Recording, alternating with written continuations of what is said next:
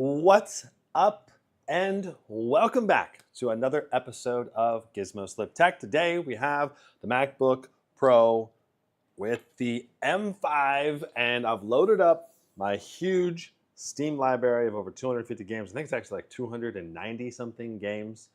And we're going to see out of those games that I've previously purchased and are fully compatible with a PC gaming laptop. Like every single game can be run pretty much almost, I think, except for maybe a couple of really old unsupported titles at this point. Like 99% of them can pretty much run on a PC laptop. But what about a MacBook Pro M5? Hey, Rocky, you're going to come over and have fun, huh? You just pushed the camera for us. Anyway, come here, buddy. Come say hi to the camera. So this is my cat bazooka. He'll probably be helping us test some laptops today by stepping on them and interrupting our tests. Maybe, you know, doing a flex test, maybe. Anyway, so the primary thing I want to do today, for today's live stream, is see which games will run at all. Like, and even if it claims to have Mac OS support, it doesn't mean the game actually has Mac OS support. Like, I've done like 7 or 8 games, and like several of them just won't launch, or they'll say 32-bit applications are no longer supported, stuff like that. So we're going to see out of the 290 games that I have in my Steam library, I think there's around 48 that claim to have support. We'll try opening all of those today, and then we'll see which of them actually run, and then we'll try to identify at least 10 good games that are more modern games, and we'll test how much performance we get in them. And then we will test the G14 in a future live stream against the MacBook. I don't know how long it's going to take today to get through all these games. It might take a little while because we're just basically going to be opening and closing a bunch of games today and then running a few tests and seeing what kind of performance we can get at what settings. And then we are going to do one for sure side-by-side test here at the beginning. I do want to know how well Baldur's Gate 3 does in a side-by-side benchmark comparison between the G14 and the MacBook Pro. And that's going to be our beginning. I think Cyberpunk 2077 and Baldur's Gate 3 are supported on both systems. So both of those I know are going to be good to do a side-by-side test. And that'll give us like a good baseline of what kind of performance one might expect between a MacBook and a Windows laptop. Okay, so Rocky, yes, I'm gonna put you up. No, please don't grab the cameras. Oh my. All right, I'm gonna plug the MacBook back in. Do not bite that camera. Or, oh my. He's pushing it around all on his own. Okay, all right, go right here. Okay. Thank you. My girlfriend calling him over. Okay, so let me just, for some reason, chat is not working right now. Waiting for chat to load, refreshing the YouTube live stream window. And for some reason, it's still not working. Let me see if I can get, I just need to get chat up so I can make sure everything's working correctly. Let's go here. Okay, there it is. Okay, so I can see chat now at least. Let's pull this in a little bit. I'm currently using a Bluetooth mouse to control the MacBook. It has a little bit of a delay, but you can use it in theory. So there's a lot of issues currently with Mac gaming and Steam gaming.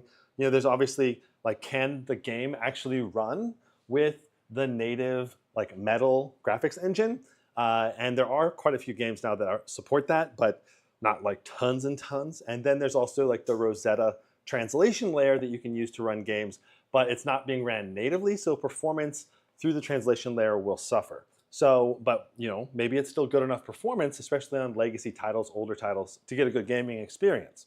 And that's gonna be a big part of today's testing of how much performance can you get, and which games are actually playable at least at 30 FPS, but preferably closer to 60 or more. And there are quite a few, I think, that can go over 60 with the chip in the M5. And keep in mind that the M5 is also not the most powerful GPU in the Apple lineup. The M4 Pro and the M4 Max have more powerful GPUs in them. But this is like the next generation, and so this M4 is quite a bit more powerful than the M5, sorry.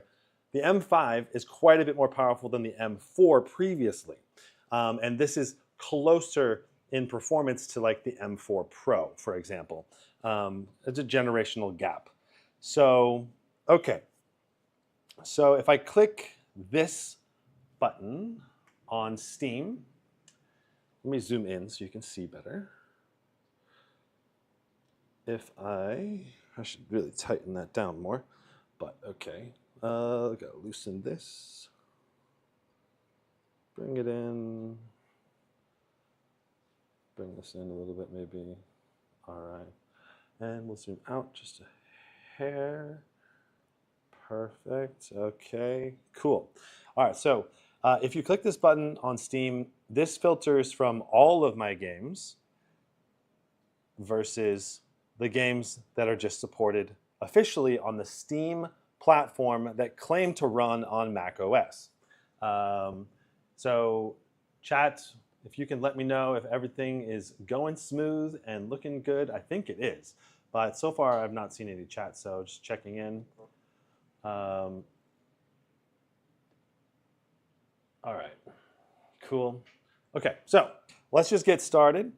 Baldur's Gate 3, we're going to do a quick side-by-side with the Zephyrus G14 and try to run it as close to mimicking the settings between the two. Of course, an NVIDIA GPU is going to support DLSS technology. The M5 does not support that, but it does have FSR. So we're going to run FSR on quality, everything on ultra, and QHD resolution. Right, we're going to try to open this on both and hope it runs just fine. I think it will. It's set to be offline, so okay. All right, so in the menu screen, we're getting like 60 FPS. And let me turn this down. All right. And, you know, like, I just feel like if Mac actually worked on their full game compatibility, like working with developers to bring more and more games to the Metal engine natively, I mean, we would have just crazy impressive performance all in all on the MacBook GPUs. Like, I think it would be very good gaming in like a lot of games. Okay, so right now we're doing 16 by 10, 2560 by 1600. I'm going to make sure that these settings are the same between the two. And keep in mind that Afterburner is not available. It is not a technology that is available in, let's see here.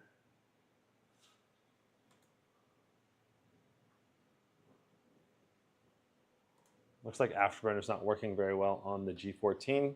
I mean, I can do a retest of this if we need to, but I just want to give you like a good ballpark idea of the M5 versus the RTX 5060. You know, running a game that's running native Metal on the M5. Okay, so FSR 1 on quality mode. So we're doing some basic upscaling, and it's going to look really good quality. Let's load into the same game save. I believe this one, this one, this one. It's one of these.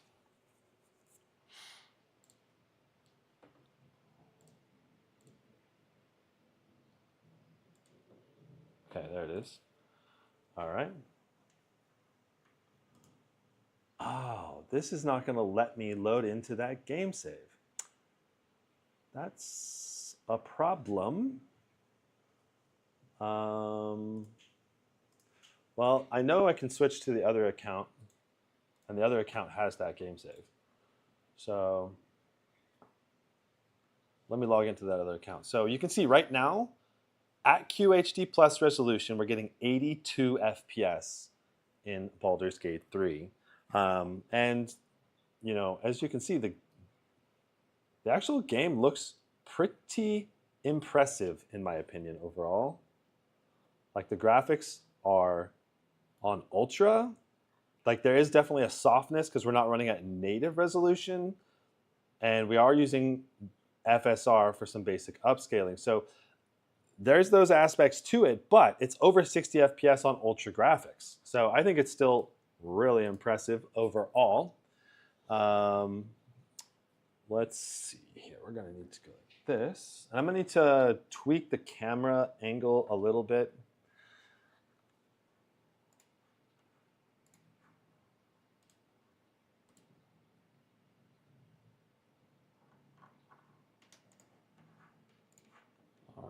And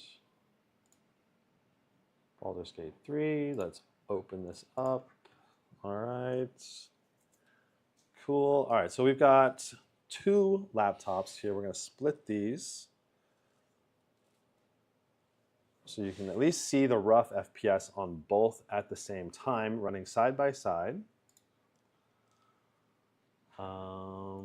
This camera angle, let's zoom out. This between the 2 here.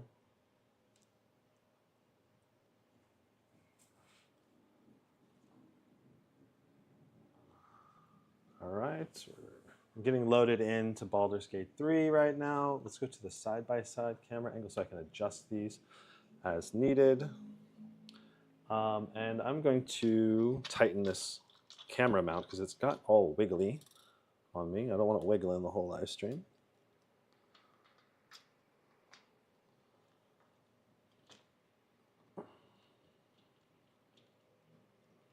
Okay, I see some chat happening now.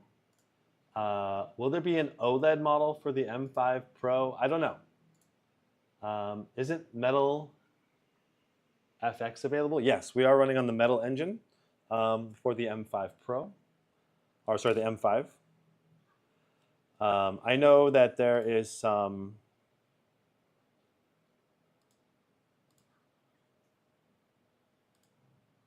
I saw something about, like, is there going to be OLED or whatever on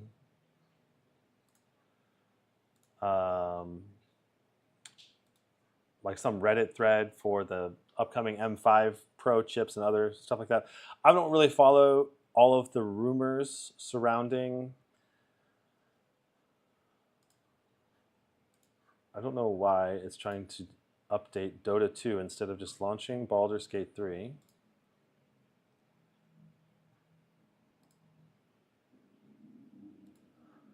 I would just like you to go ahead and open this, please.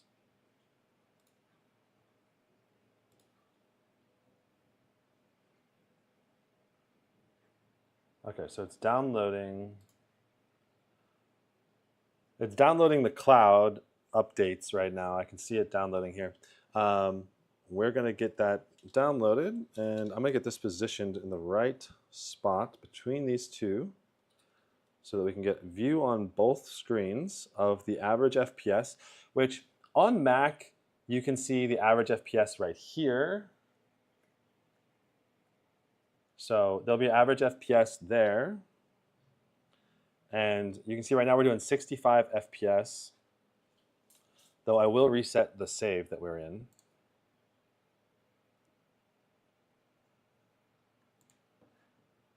So that it's the exact same framing. And then I'm going to also zoom out just a little bit. Wow, for some reason, it's just taking a long time to download these files from Steam. Like the save files are downloading so slow. It's at 40% right now. Okay. But so this scene right here in Baldur's Gate 3 is in a the goblin camp, basically, inside the cave behind the goblin camp. And there's a whole bunch of goblins in the middle of combat. You can see all the different enemies here. And so it's a complex combat scene, and it's a really good example of like a good complex combat scene to see how the game performs. Okay, so we're at 56 on downloading on there. Okay. Venkat says, how do you run games on Mac? Don't you have to run parallel softwares, install Windows and stuff to do all the kind of witchcraft? Even after doing all that, performance won't even be good as an RTX 3080. Yeah, performance will not be as good as an RTX 3080, that's true. But you can actually just install Steam. Like Steam is natively supported now. And a lot of the games, like Baldur's Gate 3 and Cyberpunk 2077, have been developed to run on the native Mac Metal GPU engine. So you can run them now, at least some of the games, on Metal and get great, I would say very good gaming performance overall, like above 60 FPS, like what we're seeing here, 78 FPS on ultra settings in Baldur's Gate 3 at QHD plus resolution with FSR set to quality. So, okay, we're at 94% cloud status downloaded. 98, 99, and we should be able to launch Baldur's Gate 3 now. There we go. So fundamentally, I think the biggest issue with Mac gaming is that Apple has not worked with developers to bring more games into the Metal engine. Like NVIDIA and AMD have basically paid many millions of dollars to work with developers to bring all kinds of games and make sure that their games will run flawlessly on their, graphics cards. And Apple has just not done that. And if Apple did that, quite frankly, I think we would already be seeing like a total, probably a total domination from Apple in the PC. Not total domination because NVIDIA is still more powerful, but in the low end and mid end, like Apple could absolutely take a huge chunk out of PC gaming because, like if you're spending $1,600 and you just want to play games at 60 FPS, if the game supported Metal graphics engine natively, you would see like a ton of them just being excellent performance. So right now, I don't think we're running on the NVIDIA GPU. I think it is running on the Radeon GPU there. So let me just make sure that we're on dedicated GPU mode. Now, the AMD GPU included on the Zephyrus G14 is surprisingly good too. Like you can play a lot of games really well. We're on GPU ultimate mode, so I don't know why it was such low performance. Let's go to turbo, and let's try reloading again. Anyway, so we'll try going back in here again. Also, for some reason, MSI Afterburner on the RTX 5060 is acting really weird. So I'm just showing FPS and not showing any of the data.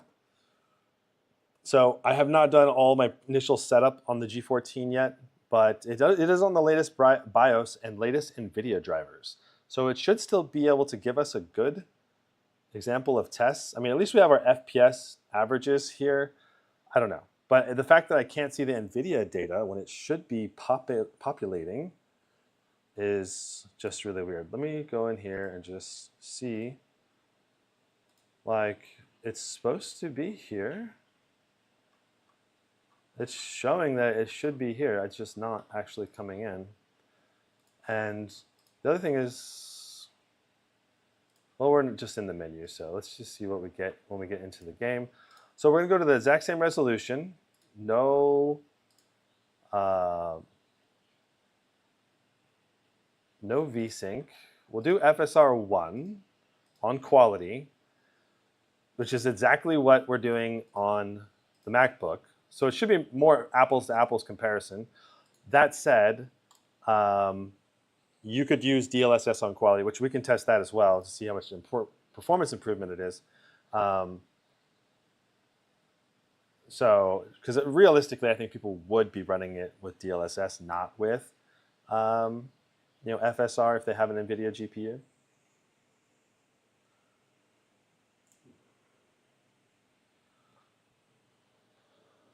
So we're just going to do Baldur's Gate 3 in this side-by-side, and then we'll move on to just testing all the different games on the MacBook.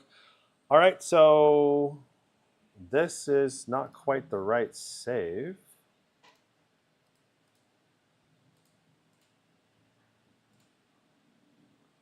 I don't know why it loaded there.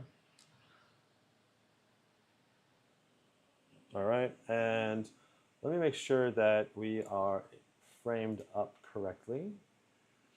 Okay. Cool. Side by side. We're going to bring this up, scoot this over, and we'll make this bigger and bring it up. Okay, so right now in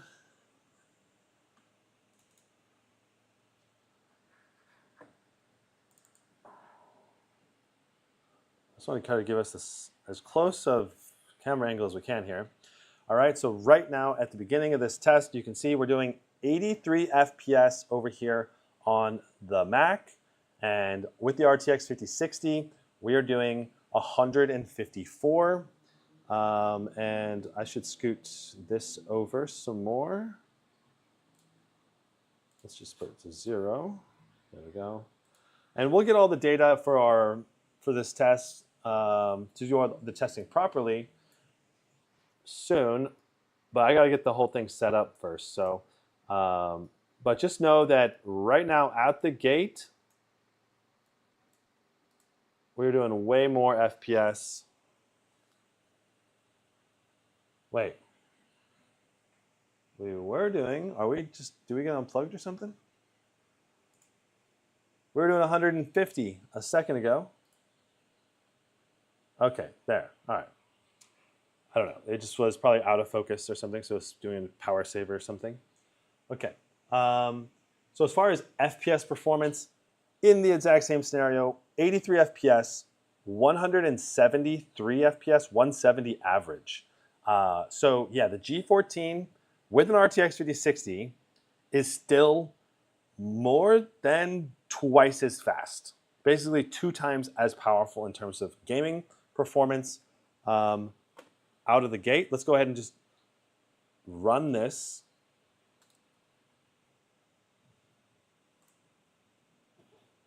And as close to a side-by-side as we can. It's going to not do it exactly the same, but it's going to be very close. So 66 FPS right now on the MacBook and 137 on the G14. I'm going to let the G14 catch up real quick. All right, and now we're going to go to the next turn. And next turn. All right, so 136 average on the Mac, and we don't know what the average is on the MacBook because the MacBook does not have any game benchmarking software, period, other than just these averages that I can show for you. But around 65 FPS for the Mac and 134 for the G14 right now. So basically, it's around a 2 times performance uplift in as like for like a comparison as I can possibly get at the same price point too. Like these laptops cost the same amount of money, and yeah.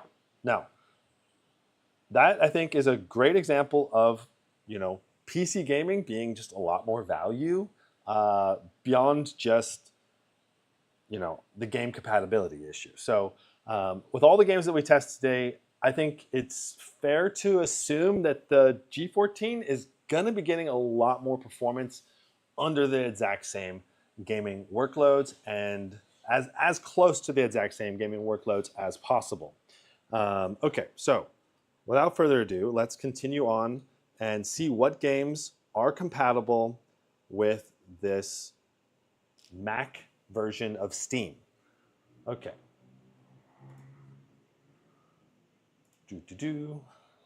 Cool. We'll go ahead and exit. Now, one of the biggest reasons I think to consider the Mac is, are you someone who wants to game on battery life? And I did do like some basic testing on battery life. Um,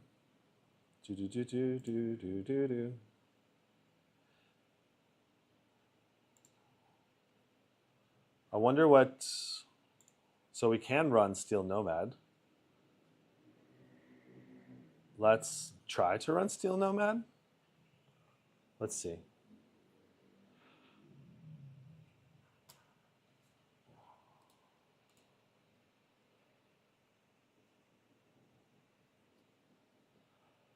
And let's go ahead and go here. All right, so I don't know if this is going to be a like-for-like test yet with the G14, but Steel Nomad typically, I think, should be standardized between these. But this is going to be running in the metal. I wonder if I could get Steel Nomad installed over here on the G14. We could probably run that and do, you know, another little mini comparison for performance sake. More data is better, of course. FPS, it's coming down, but it's around 15 right now, 14, 12, 11. It's still, the average is coming down. So now it's averaging right around 11 FPS in Steel Nomad. And I wonder what the 5060 would get. Pretty sure it would be more than 11.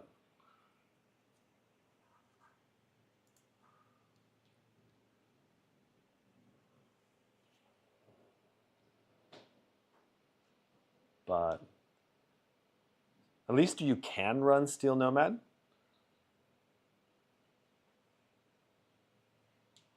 I suppose we could also run Wildlife.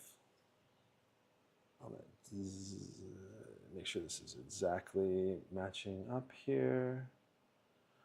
But this little overlay is a Mac OS overlay. So we got 11.3 FPS, which I suppose is very good for a M5. I'm on a Mac. I don't know. I'm assuming that's very good for a Windows PC. I think a 5070 Ti gets around 35, like in the low to mid 30s for a 5070 Ti. So, you know, like that's a 3 times uplift graphically for game rendering compared to this M5. A 5060, I'm thinking, is probably going to be more like 15 to 20, but I'm going to load it up here and see what it is. All right, so we have Steel Nomad installed. Here is the Wildlife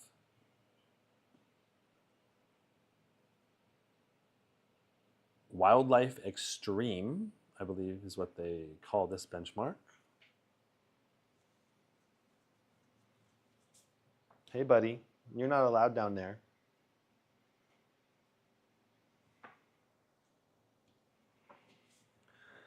Rocky has a problem with cables. He just loves cables. So 80 FPS right now in this Wildlife Extreme, which, you know, it goes to show you that you really can get some pretty dang good graphics at well over 60 FPS. Well, now it's not over 60 FPS, but in theory, definitely an M5 is capable of like medium to high levels of graphics. Average frame rate was 71 FPS for this Wildlife Extreme. Let's go ahead and run, let's see if we can do another side-by-side with the G14.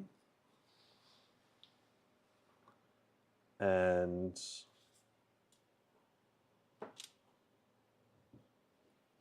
the G14 and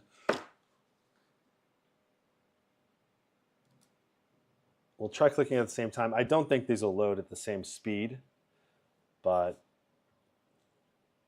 we'll find out here in a moment. Either way, we'll get an idea of performance. So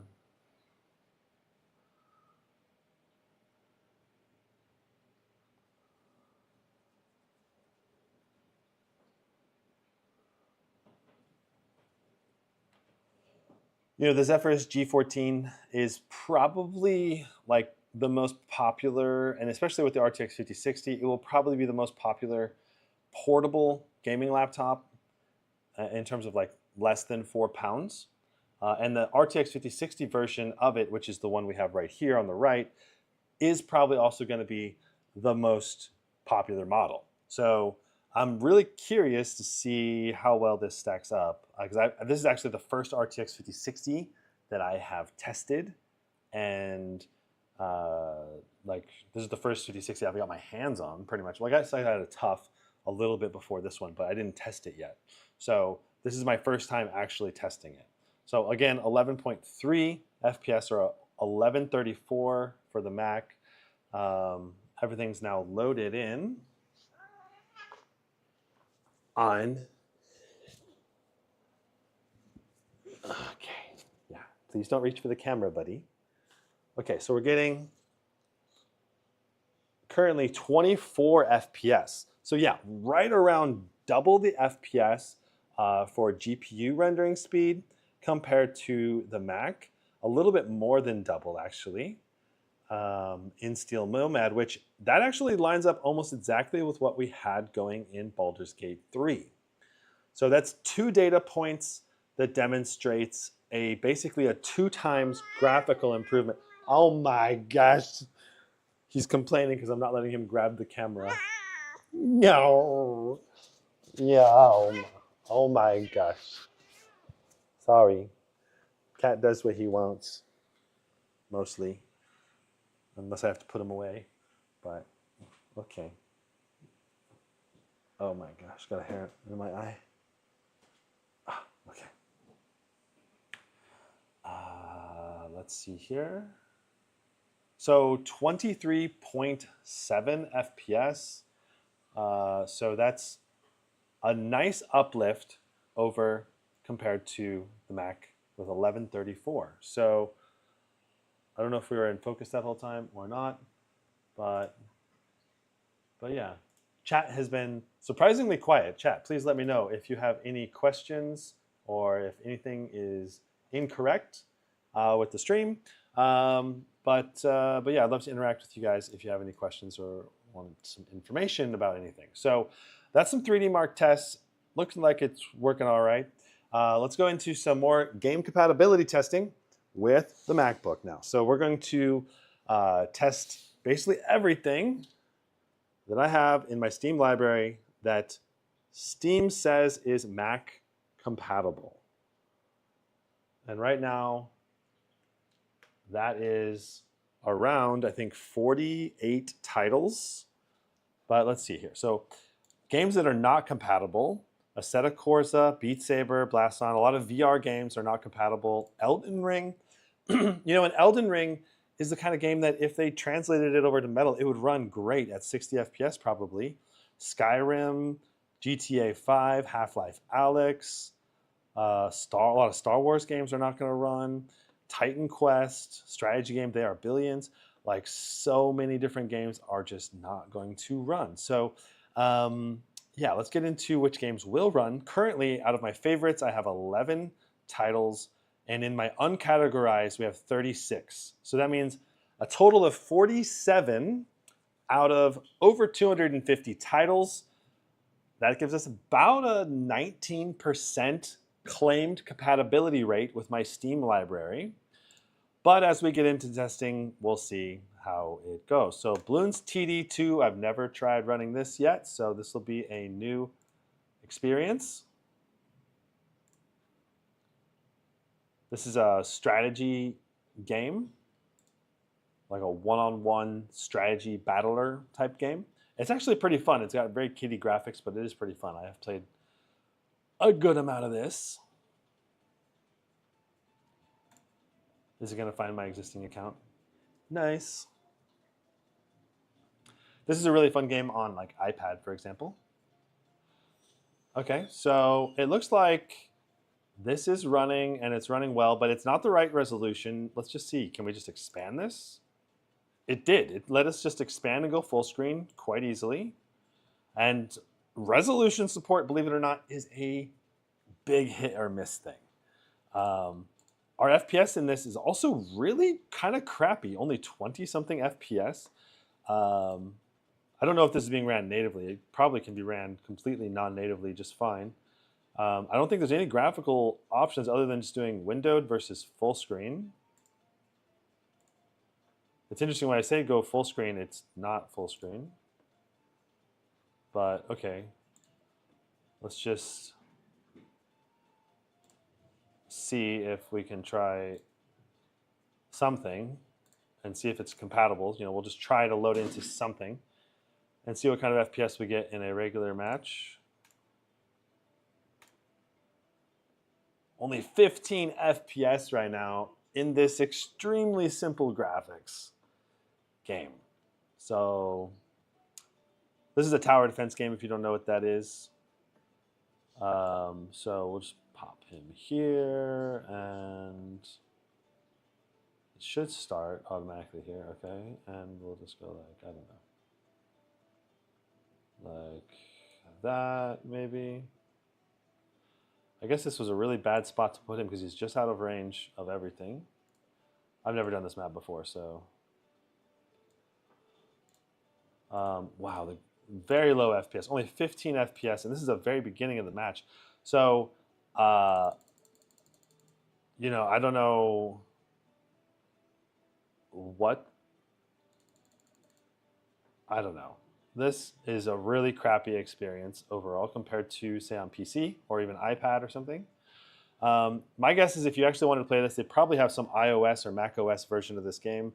And then if you wanted to play this, that's probably what you want to do. Okay, so let's just go ahead and exit this. It works. We'll say it's compatible, but performance is really lackluster. Counter-Strike 2, I actually tried to run this, and then it tried to load the CSGO Legacy version. And when you load that, it actually says, dun to dun, this is the outdated version, and you can't play it with anyone else. So basically, there's no support for Counter-Strike 2, even though they used to support Counter-Strike Global Offensive version, but the new Counter-Strike 2 is not supported. But we can hop into CSGO and just see what kind of FPS we could have gotten. I don't know, we're playing a bot match or something, but see, this is the legacy version of CSGO. Support ended on January 1st, 2024. If you launched Counter-Strike 2 and ended up here, your hardware is incompatible with Counter-Strike 2. So sad panda there. We'll go ahead and hit continue. We'll hit play. I don't know. Dust 2. Practice with bots. Play. Play. How do we get it to go? I can't press the go button in the bottom right. I guess maybe we can adjust the video settings. Okay, so one other issue I'm noticing over and over is this. Let's go full screen. Oh my gosh. We can't adjust settings because we can't hit the go button. So like the accept go thing or whatever to accept our changes is down here in the bottom right. And we can't press it. So we can't even change the resolution or change the full screen. So basically, we can't even, we can't even, it's down there. I can see the edge of the green button right there on the very bottom.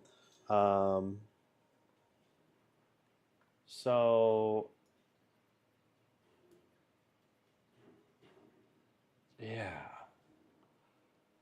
This is a sad panda moment, you know, like this. And I can't bring it up because Mac does not let you bring the window above what the bar is at the top. Let's see here. Can we, if I hit escape, will it be like save settings? No, it does not. Let's see here. Practice with bots.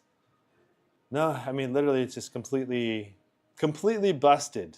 Unplayable Counter-Strike. And even if you could play, you could only play with bots. You could not play at all with anyone. Counter-Strike is an amazing game and definitely could probably get over 120 FPS on the M5. So that's a game that Apple needs to work with Valve and be like, hey, bring this over to Metal. You already did it once. We'll help pay your development fees to make it happen. And that's what they need to do. They need to take like the top 50 most popular games on Steam and bring them all over to Metal and make sure it's supported. That's my opinion right now.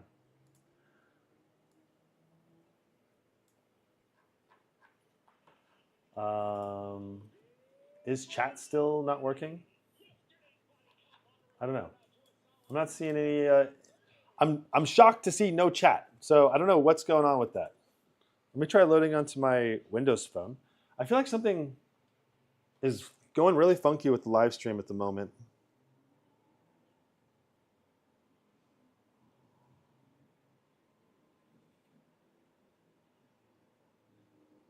And okay, let me see.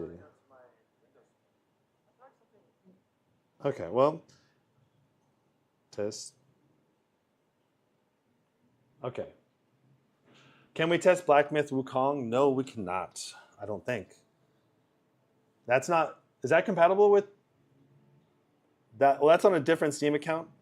I don't think that's compatible with Mac, though. Okay, so let's go into our settings here. We are at. Currently, we have maximum FPS set to 60 to enable VSync, but we can turn that off so we can get, maximum possible FPS to show up. We could also load this at 2560 by 1600. I did some optimization, and basically I found that 1920 by 1200 provided a 60 FPS gaming experience. So let's see what we get at QHD, and then we can mess with it. And this is on the lowest settings, MetalFX, I believe. Upscaling is set to performance too. But even though upscaling is set to performance, it still has some surprisingly good visuals. I don't know, the Mac screen is really good at making things just look a little blurry, but like smoothed over. Better than I was expecting. I think better than even what DLSS on like balance would look like. Like very little jaggies.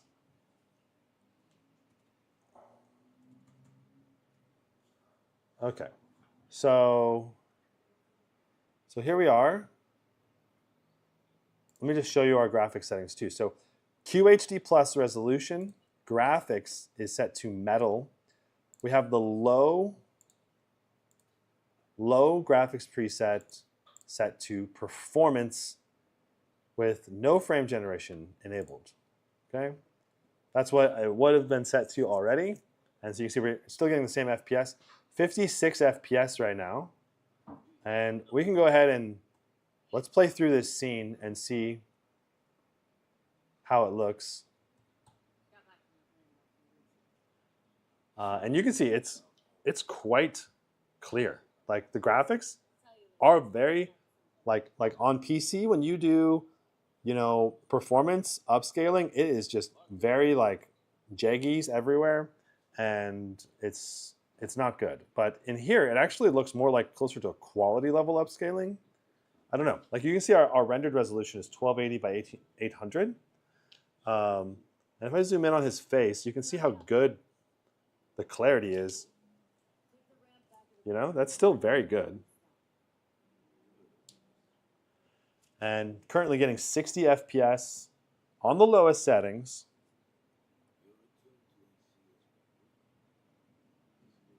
QHD plus resolution. So, I mean, it looks good. 62 FPS. So just a hair above 60 right now.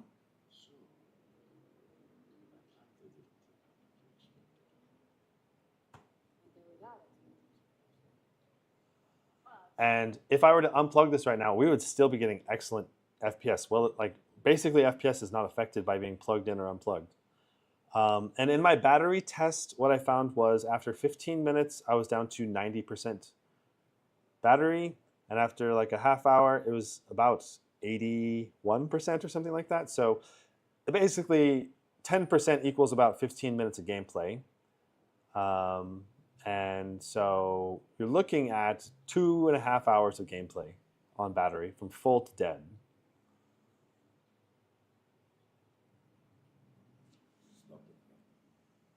What's going on?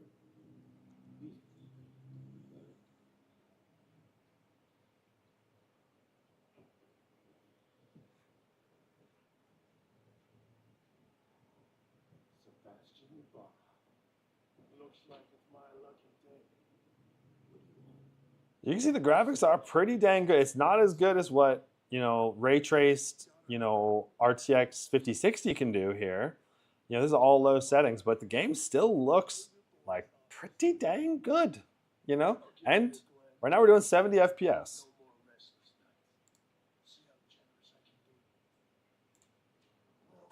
One more fucking word. Oh my gosh. Okay, I better mute it. But yeah, to me, this is still very impressive for something. And let's go ahead. I'm just going to demonstrate. I'm going to unplug the laptop now. All right, so we are unplugged, running entirely on battery. And look at how the FPS is completely unaffected. Like our 1% lows are still looking good. Our average FPS is still looking good. You can see our 1% lows are kind of in like the 35, 30 range, somewhere in there, and our average is 60. So it's very smooth looking gameplay and certainly responsive enough to play a game like this, though it's not the ideal scenario.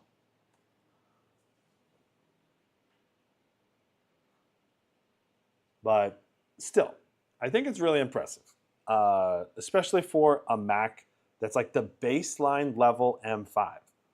QHD plus gaming on low settings in a modern title, it's now a thing. And it's something that I think many of the various modern titles could do if they were given an opportunity by Apple.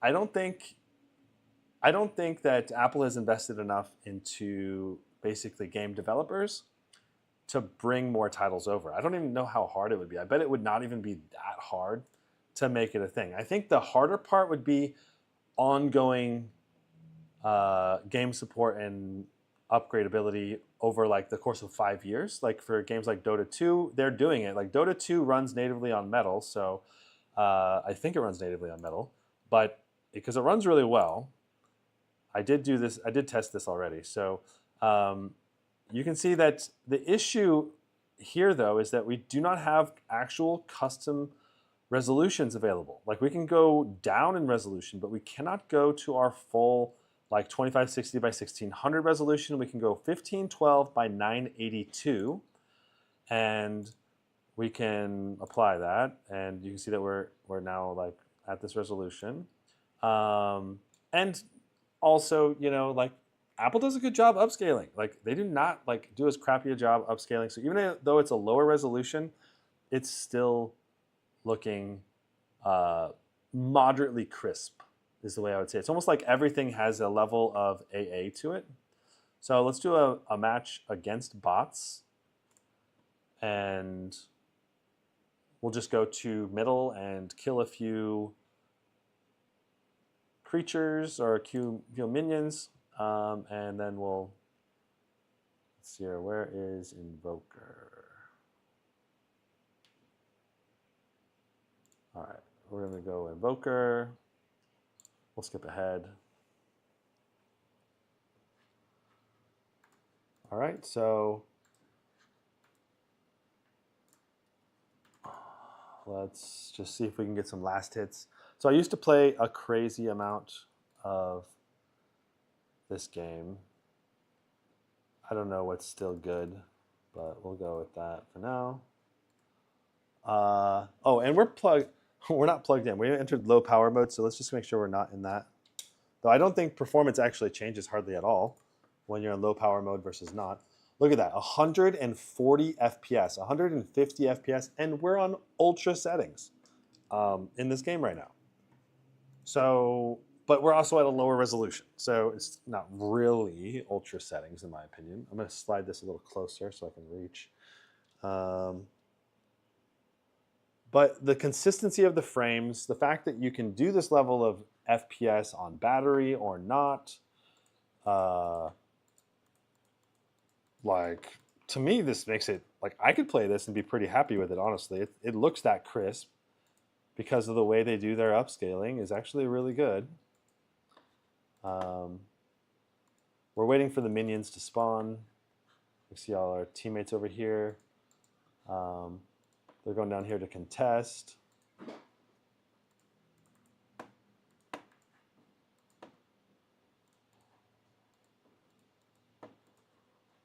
The runes.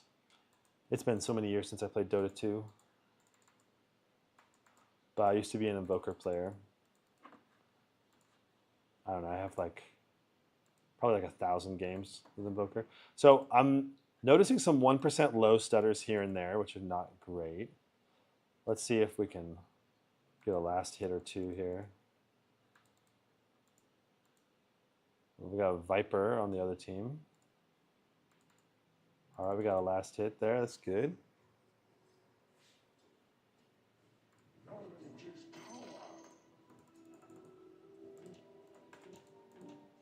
Oh, I'm trying to press A. The bass on these speakers sounds so good.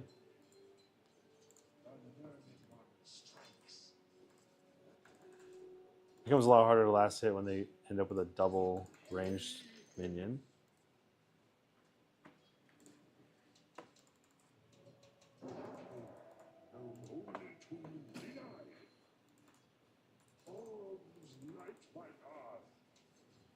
Let's see if we can get Viper with a Sunstrike.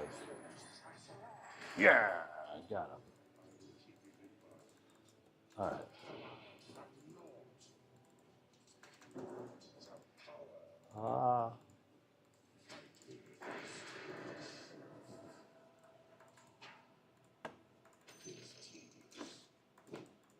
Okay, so I don't know. We're averaging over 100 FPS. The gameplay is extremely smooth. A few stutters here and there, but it's very playable, pretty much without issue.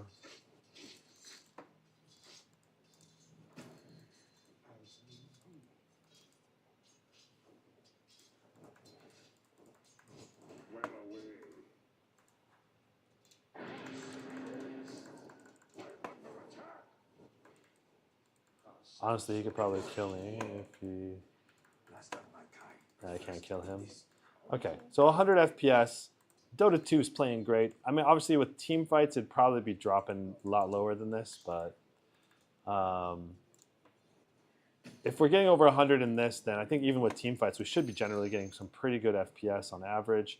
So yeah, I would say this is an excellent game, and no issues at all being able to recommend Dota 2 to people. You know, if you're a Dota 2 player and you want to go to switch to Mac, you can. All right, so next up we have Fly Dangerously. This is a arcade racer. And this arcade racer is like a space sim. So you like space sim, like more like an arcade simulator, but so like all these, like for example, there's all these time trials you can do. We should try to do like maybe one like this should be good. All right. So if you can do this in like 1 minute, you get X amount of like you get a bronze star. If you do it in like 50 seconds, you get silver. If you do it in like 38 seconds, I think it was gold. And right now we are. Let's check our. Let's check our FPS. Guess we gotta hit start first, and then we can change our settings. So our FPS right now is 29. Okay, so it's set to the full resolution of the Mac. Well, let's go 2560 by 1600. And no anti-aliasing. Render scale is at 1. No VSync. Texture quality set to high. Draw trees and grass. All right. Okay, so here we are. We are at 50 FPS. I don't even know if I'll be able to complete this. Let's see here. I think I have, yeah. All right, so I have prepared a Xbox controller. Let's see if it can get paired up or not. I have the Bluetooth. Okay, there we go. Oh, I guess we have to fly through here first. And then I don't know, do we fly right here? I don't know. This is the first time flying this mission. Ah. Okay, but you can see we're getting 40 FPS, which is playable, but you'd probably, I mean, if you really wanted to play this in a serious way, you probably wanted to get at least 60 solid, consistent FPS. So you need to lower the resolution or something. But it is definitely a possibility to get 60 plus FPS. I think we gotta go through here, and then we're up here. And I think we go through here or something like that, and then we go down through here. And then, oh, no, we didn't do it the right order. I don't know, we gotta go through the right way. Maybe this way? Okay, now we can go through the finish. But this is a really fun racing game. If you like controlling spaceships. I had a lot of fun with this on PC. It's also great in VR if you're a VR fan, but you can't use VR on Mac. So, but yeah, we're getting pretty good FPS. Let's just do a really basic map as an example for our FPS, or maybe we can go back to that. Oh, okay, bud. Hey, I'm sorry. I can't hold you. I know you want to. I'm going to have to put you up. I'm sorry. Can you chill in the bathroom for a few minutes? Oh, my. I feel bad, but I can't have him jumping on everything right now. And I have to have two hands to control this. Okay. So I'm going to go back to menu. I want to just go back to that map. Okay, so let's see here. It was...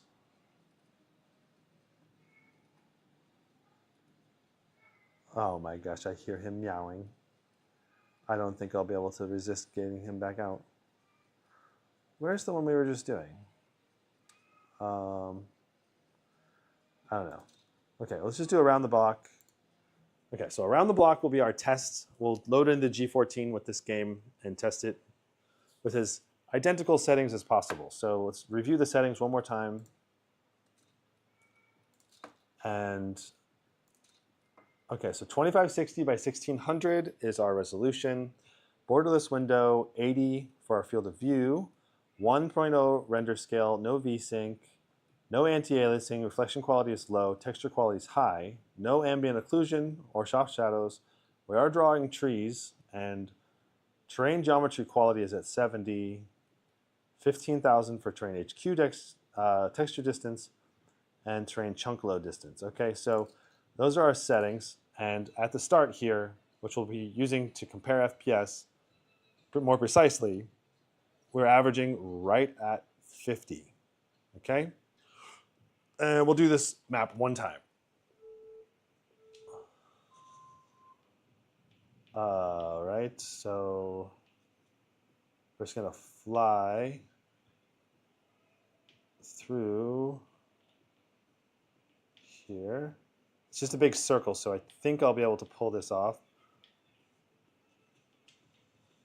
relatively consistently. And nice, there we go. Okay, so boom. Well, we got a silver, 34 seconds, okay? So right around 50 FPS in the around the block map, which we can use as a test against the G14 when we do the benchmark side-by-side comparison. All right, Legion TD is a fun strategy game. We can try seeing if this works. This This is one of the games I did already test, but it was not that impressive. But it did technically work. Metal Lid, are these all ARM and Mac native? No, I don't believe so. I'm not sure. I don't think Fly Dangerously was Metal because we were not getting. Yeah, we were. I don't think Fly Dangerously was not Metal, but Baldur's Gate 3 was Metal. You can tell when it is a Metal application because there will be the Metal graphics overlay that pop up. So let's check campaign, Coastal Ridge. We'll just do the first. We'll do the first map here and just see how much FPS we get. And also let's check our settings here in a moment.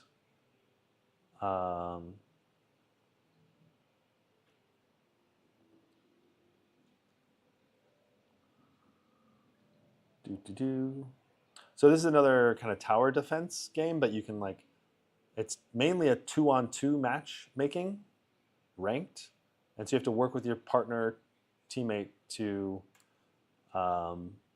kill the other king. Basically, these are the tower defenses, and you can either invest in your economy or in your tower defenses, depending on what you want to do. So we'll put down one guy here. Right now we're only getting 28 FPS, 30 FPS, which is really shockingly bad. If we go to low, what do we get?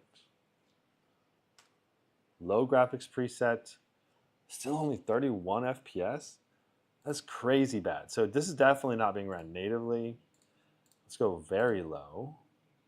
All right, and just again, look at these. Look at the screen resolution.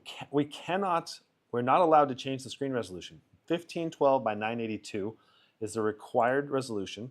That said, it still looks relatively clear, not as bad as what this resolution would look like on a PC, but this is all lowest graphics settings, so it's really not going to look that good.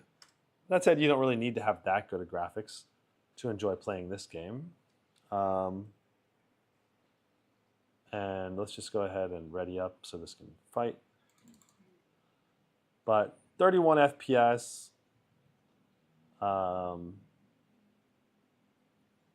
35, and this is the beginning.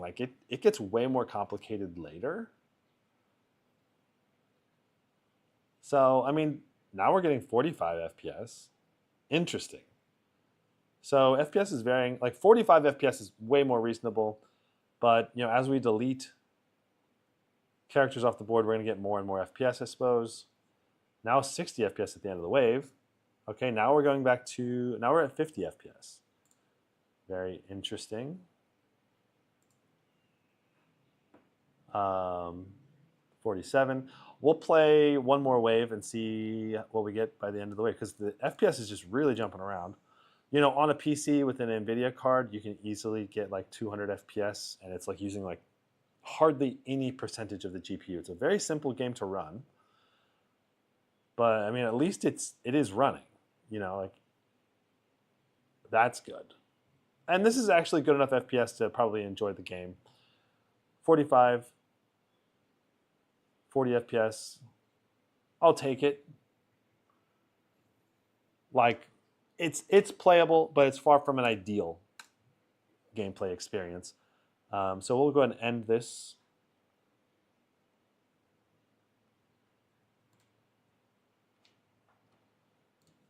Exit this game and move on to our next game test.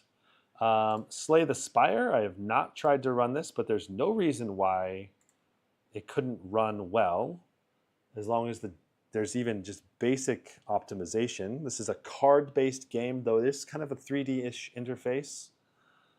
I mean, it's a 2D, 3D interface, and it's a really great game.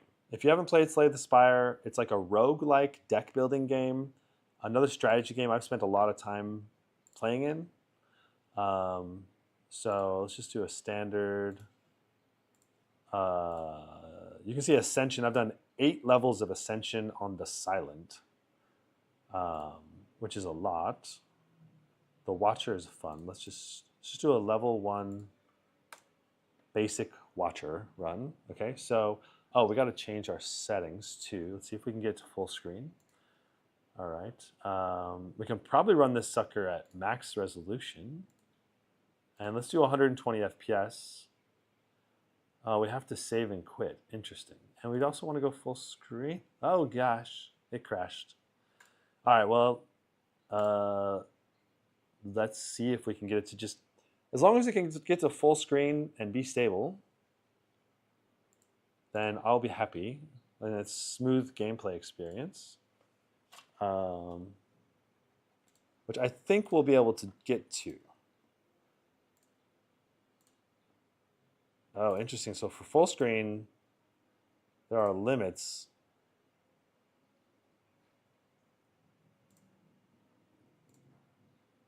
Yeah. It's good enough to where this looks crisp enough.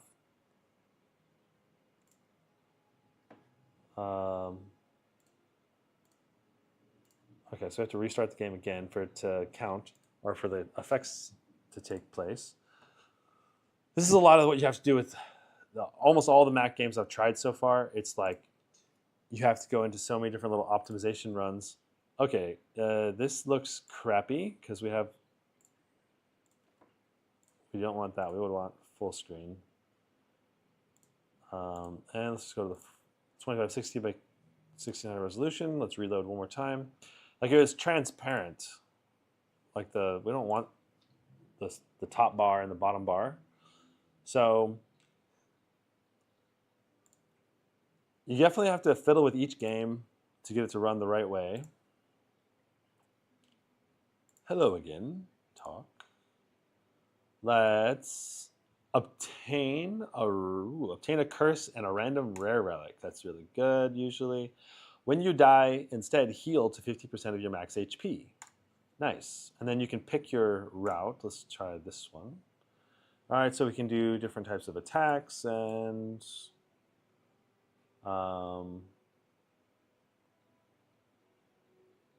we'll defend once, and I don't know. We don't really have any way to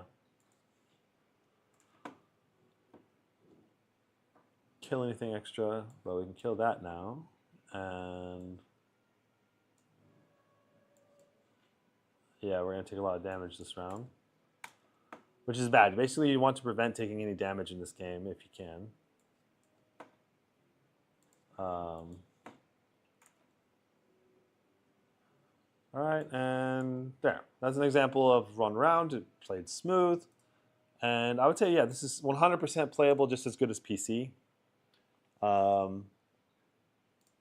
With no issues. Totally accurate battle simulator.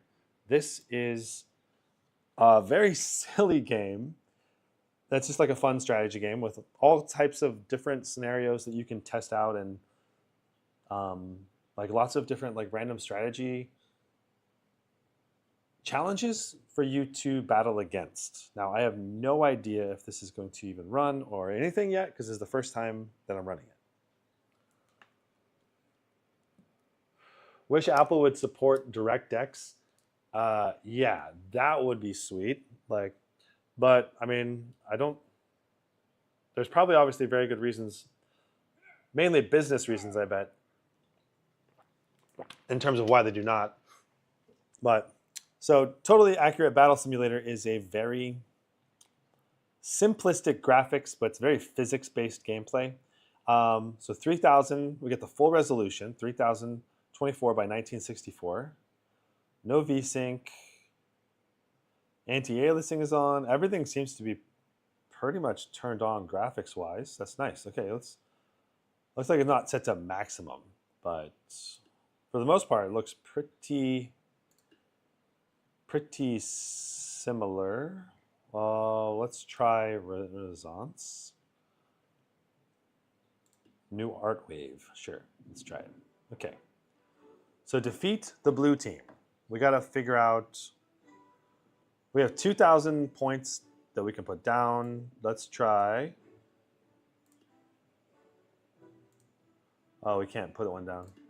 We'll do a chieftain and a stoner and a spear thrower. Okay, and battle. So now these guys will duke it out, and we may win, we may not win, but we're getting 100 FPS, and it looks like we're going to win. Yeah, defeated. Okay, so this is a fun strategy game, basically, is the way I would describe this. Bone mage, let's try. Just a bunch of bone mages. And a protector. Oh boy, this is bad. We're going to lose this. Oh gosh. Yeah. Ah! So you can see this is just a really wacky and wild. I think we're going to lose this. Whenever these are balloon archers, whenever they hit a target, they send the target up with the balloon, and then the target falls to the ground and dies. So, or may die if it hits a rough one. So we failed that one. So we can cancel this. We could probably do a row of spear throwers. That should be a lot better. I don't know. Maybe.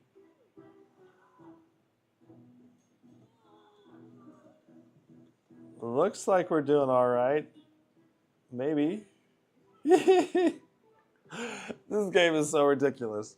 But yeah, 108 FPS. In terms of performance, this is an optimal gaming experience. Defeated again. Okay. But you get the idea. It's fun. It's silly. And it runs really, really well on the M5. No issues. Okay. Witcher 2 Assassins of Kings. So this is another AAA title. It's quite a few years old. Let's check out the launch options. So we can set it up. Our resolution is limited to 1440 by 900 at the most, which is super weird. But, oh, wait. If we go to full screen, we can set it up to 2294 by 1432. Or we could set it to this resolution that we could also test with the Zephyrus G14. So 1920 by 1200. Let's just go for that. And we'll do ultra specs. Let's see how it runs on ultra spec.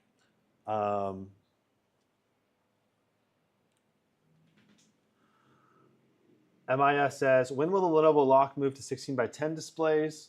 Those bezels look ugly. I don't know. That's a good question. Speaking of Lenovo, they're in the process of sending me the Legion 9i with a 3D display, and I'm really excited about it. So this is The Witcher 2. If you don't know, it had the most crazy graphics for a video game ever, pretty much. Like, I don't know. It was mind-blowing at the time. It was like, I don't know what GPUs were around when this thing first came out, but I was trying to run it in SLI with the top-tier Radeon SLI graphics cards, basically. Or in SLI. I think they called it Cross FX or something like that. This is looking pretty good. I don't know why we don't have a Steam overlay for our performance.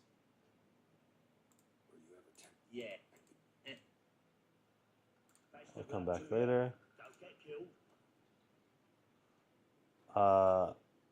Okay, I don't know. Okay, so this is actually looking really good, but we don't know what the FPS is at all. It feels like between 40, if I were to guess, I would say it feels like 40 to 50 FPS.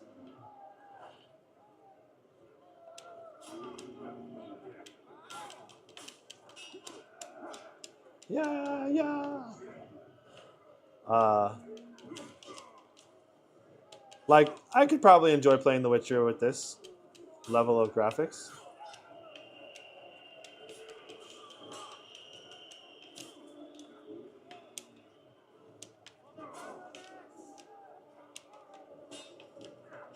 Oh my gosh, I might die here. Oh no, I died. Okay, so, but that's a good demonstration of I think that's a good demonstration of the gameplay. And wow, I'm still on fire somehow. And I'm still dying. Okay, let's just go back to main menu. Okay,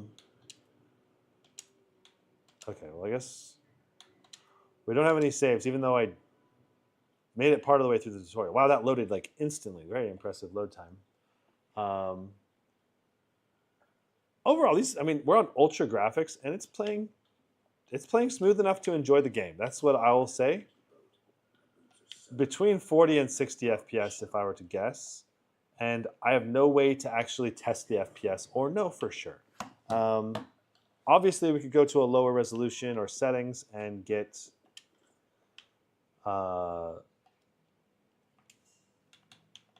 more FPS by changing settings to like medium or low or something, but I don't think we need to.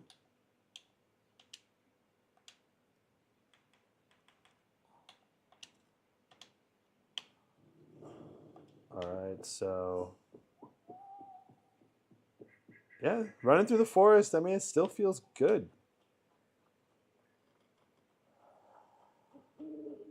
And just imagine, you can play this game completely on battery life for hours as well using the M5 if you were to play it on battery life. I'm not going to hurt you. Will you let me look at your wounds? Odd. You don't resemble a traveling preacher. Oh, damn the dogs it hurt. I'll find some. You talk. I found his. We'll zip through that, okay? But yeah, very good looking graphics overall. And I mean, the gameplay's feeling good. Like, I think you could probably play this game without issue. I don't think we can use this for benchmarking testing because we don't have any way to actually measure the FPS with Mac. But still, very clearly good gameplay. All right. Ark, Survival of the Fittest. I have never played this before. You can see I have 2 minutes of playtime in this, and that was for me trying to test this earlier today.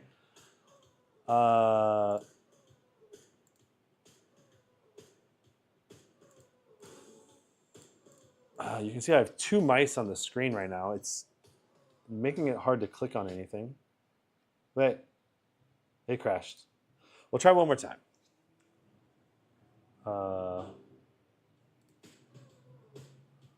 Let's try an unofficial server. No players. There's only 2 servers active. And it crashed again. Okay, so not compatible, like failed to run. So here's Balatro. Balatro is one of my favorite games. I've played a lot of it in the last year. It is a really fun poker-based strategy game that has really amazing, like, pixelated graphics. I don't know. It looks like I'm about to lose this, but we're getting 50 FPS. The game's at a good resolution. Let's see if we can set the resolution or see. So our resolution is set to a low resolution. Can we go up? Okay, so we can go to the full resolution. All right, and let's, oh, but now it's not playing smoothly. Oof, now it's like 5 FPS. I don't know. So we can't run it at max resolution, but this is a game where you definitely don't need max resolution to enjoy it. So I don't know. Let's just go to, yeah, 1920 by 1200 will probably work fine.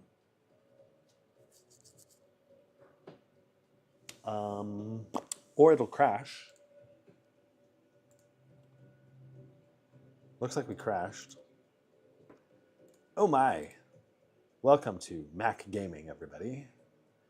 Okay, well, it's very clear that Balatro is completely playable when you play with the right settings. I don't even know what to do. What do you do in this case when you have okay. Command Escape minimized it. Let's ignore those. Let's stop Balatro and reopen. So basically with Balatro, the goal of the game is to score more points. And there are jokers that you can get when you play the game. Okay, so it reverted back to the original resolution, which honestly, it looks perfectly fine at this resolution and settings. Maybe just a little soft. So these jokers can do different things to modify your score and give you more points. I don't think I can win this game. So, but let's just find out. I cannot repeat the hand. I know I already did a flush last time when I was playing. So we need to get a something else. And, oh. Oh, but that's nice. Okay, well, it doesn't matter that much. Okay.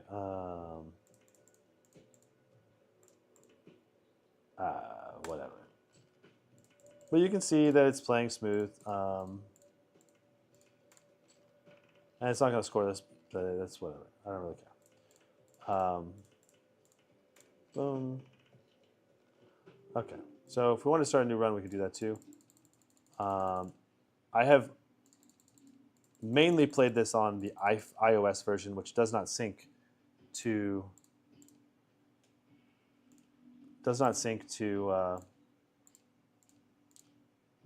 Steam, sadly.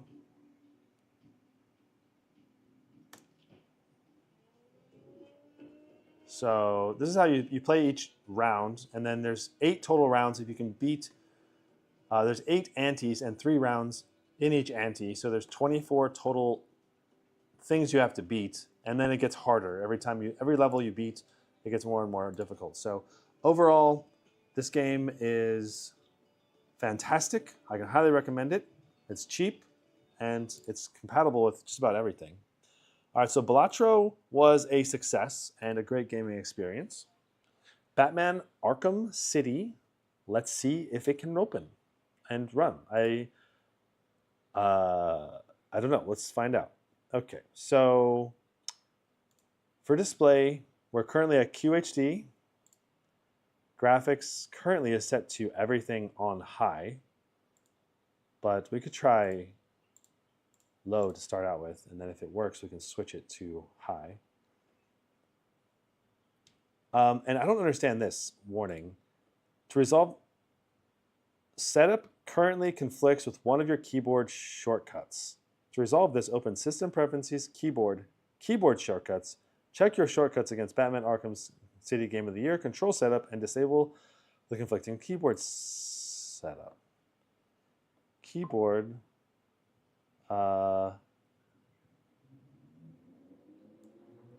Keyboard shortcuts.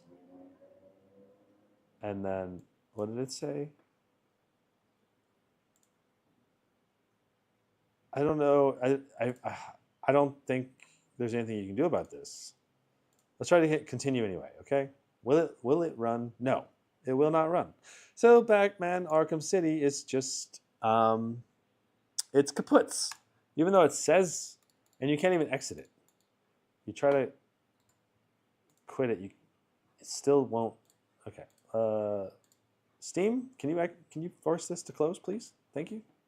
All right, so this is a game that maybe could be compatible in some way if you can figure out how to make it compatible. But all right, Besiege. Let's see if Besiege is compatible.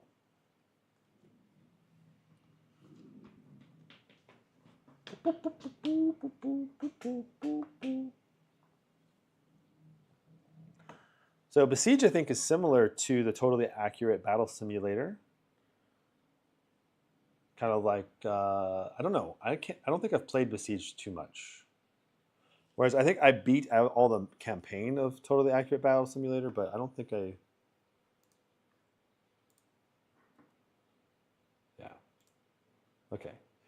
Yeah, I've not played this like at all. I don't think. It's just. Oh wait, maybe I did play a little bit. I don't know. It's starting to look a little familiar, but do they have settings anywhere? Okay, settings. General. 60 FPS lock. Well, what happened? Where'd you go? I want full screen on.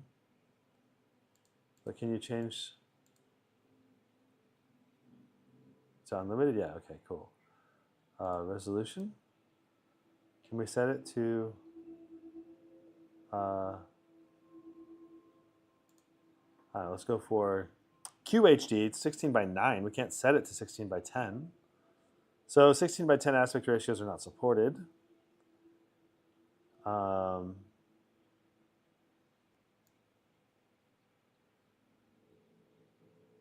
Graphics, no anti-aliasing right now.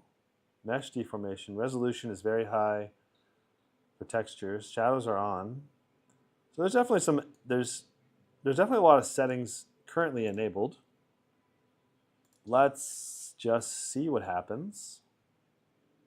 I don't know, are we supposed to click here?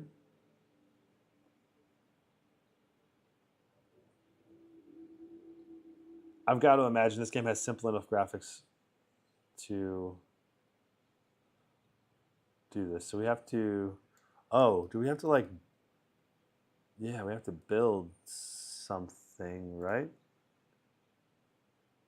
Like this.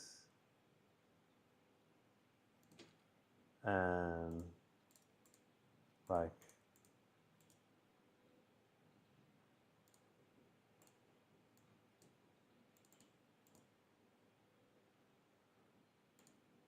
yeah, so you like build your own little battle machine robot thingy, and then you have it like attack the structure, if I remember correctly.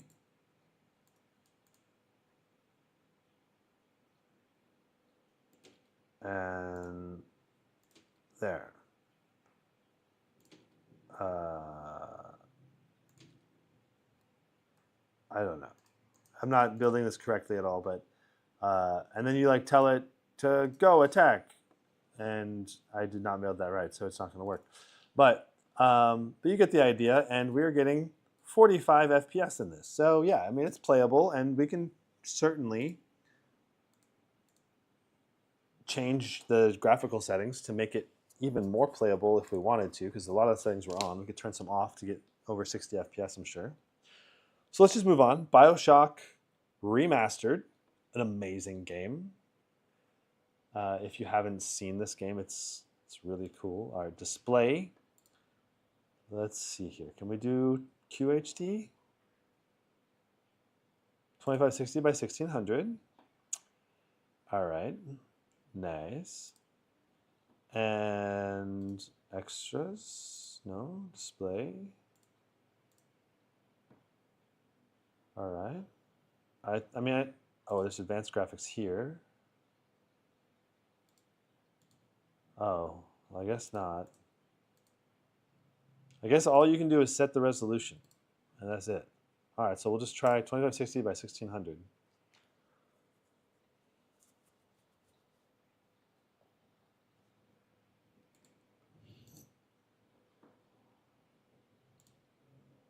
Sure, we'll hit continue. And I mean, if you have not played Bioshock, it's a really cool game. And man, it was mind-blowing the first time I played it. Graphics are, I think they still hold up pretty well, but definitely a lot more dated now.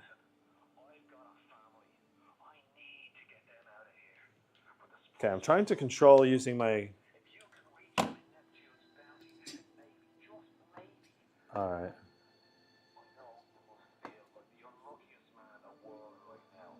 Oof. 22 FPS right now. Okay, so we're going to need to turn some graphics down. Maybe anti-aliasing, distortion, real-time reflection. Oh, okay, there's the resolution. We just dropped the resolution. Let's go to 1920 by 1200 maybe. Haha, perfect. All right. Yes. Turn off VSync too.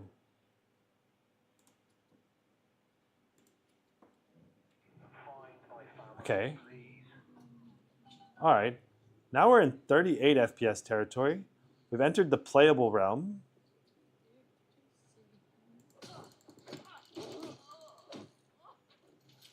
And yeah, now we're...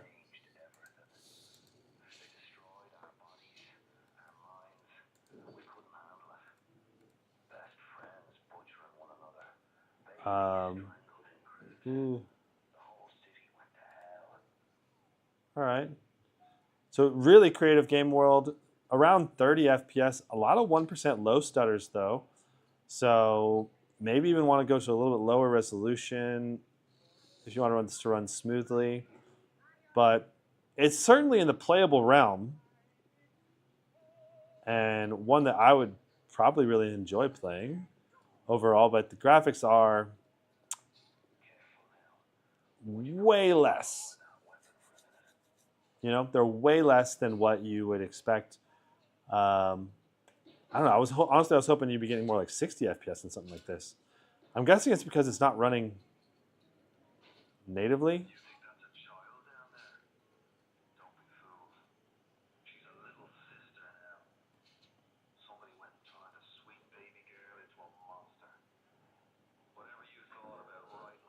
Okay, so we're just gonna say it's getting about 30 FPS,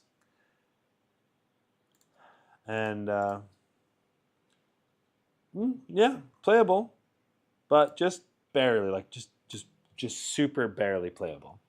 Yeah,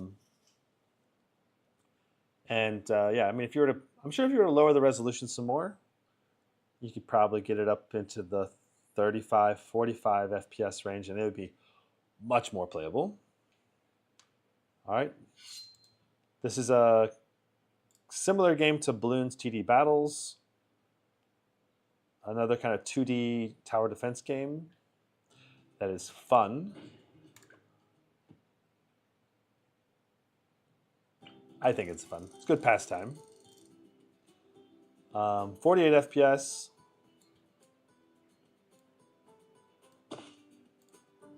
So yeah.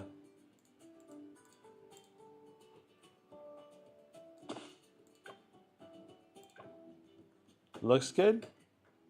45 FPS. Yeah, this is good. We don't need to play anymore to know that this is going to be very good gameplay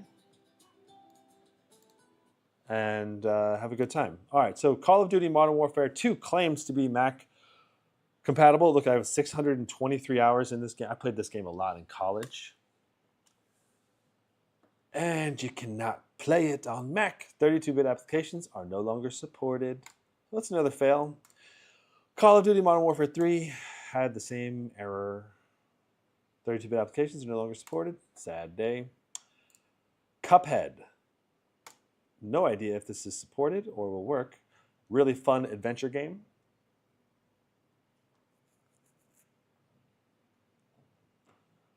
So at the end, we're going to count up out of these 40-something games, how many of them actually ran, and maybe how many of them are actually excellent gaming experiences. I have no reason to think that Cuphead would be anything but a perfect gaming experience. You can see I'm 30% of the way through. 30% of the way through Cuphead. Okay, I was controlling it with the controller, but controller does nothing now.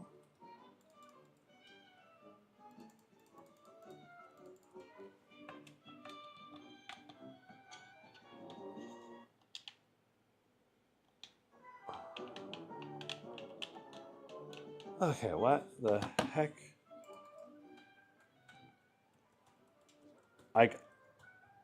I can control the menu, and that's it.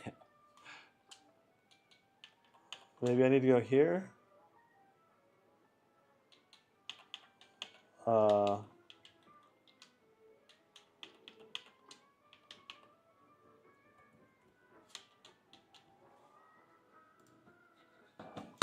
Yeah, it's such a good game, but it's not working. All right, well, this one is like, it just needs a little bit of work. And it would be, obviously the game is set to work, but the devs probably just abandoned it on the Mac OS, and now it's just no longer compatible. Divinity 2 Original Sin. All right, this is a game from the makers of Baldur's Gate. So they do, I believe, support Metal. And so Larian Studios, same Baldur's Gate devs. So we have Metal up here. So another game that should run excellently, just like Baldur's Gate 3 did. And, Larian does a really good job overall on their games for both graphics, optimization, storytelling. And they really like appealing to the Mac audience. So they did a really good job optimizing this game. And so let's see here. We're at QHD+, full screen, VSync off. I turned off frame cap. We're on Ultra Graphics preset. And everything is turned on with no anti-aliasing. But yeah, everything's on. And look at this. 100 FPS on average. That is really, really good.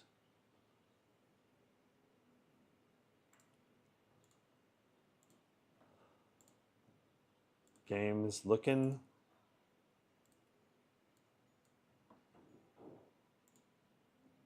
and playing perfect. Like optimal, perfect, possible gameplay experience. I don't think it would get any better than this. Just as good as PC in terms of experience.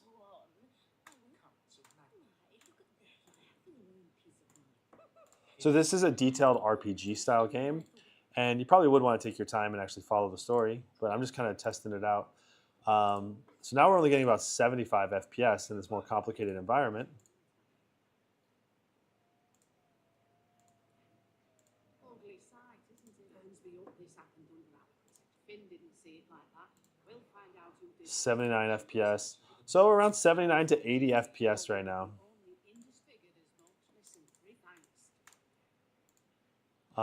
I think that shows this game is completely playable and extremely good graphics, and you could probably honestly play this at the full native resolution.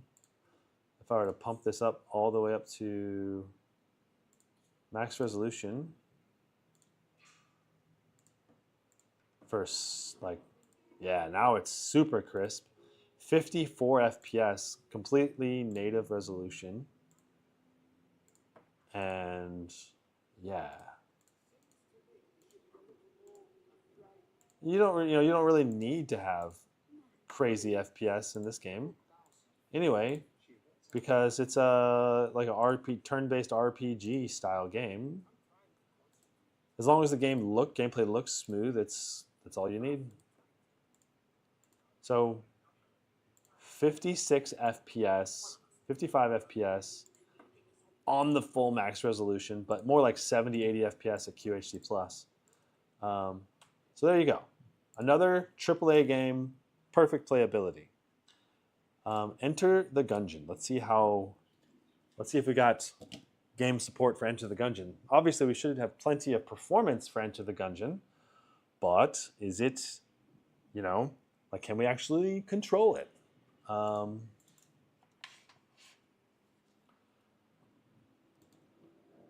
100 FPS. Play, sure. We'll do the pilot. And yeah, it's looking good. Too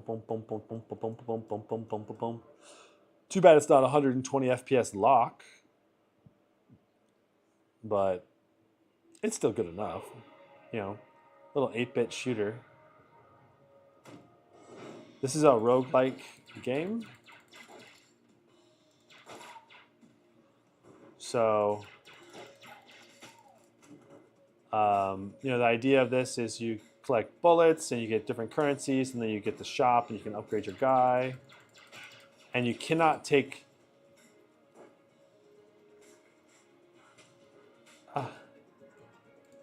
That's not what I'm trying to do. I'm trying to figure out how to dodge. What's the dodge button? Q is that button. Oh my gosh, it's a machine gun guy, and I can't figure out how to... Okay, so 90 FPS. Things are looking great. This is a little save point, I think. Or a little teleport point, I don't know.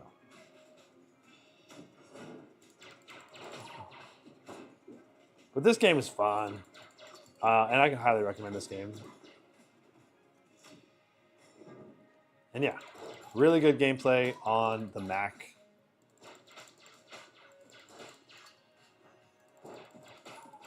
The Mac M5. I mean, this is pretty much just as good as PC, I would say. Maybe not quite, because there's like the FPS lock. We want to get that, so we get a key.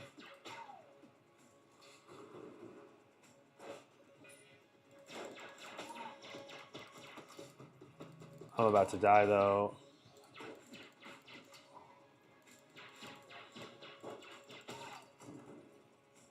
I still haven't figured out what the jump button is. Usually spacebar is the jump. So, I don't know. I can't dodge right now. This is the little map, so you can see where you are. Yeah, so I like it. Enter the Gungeon, perfectly playable.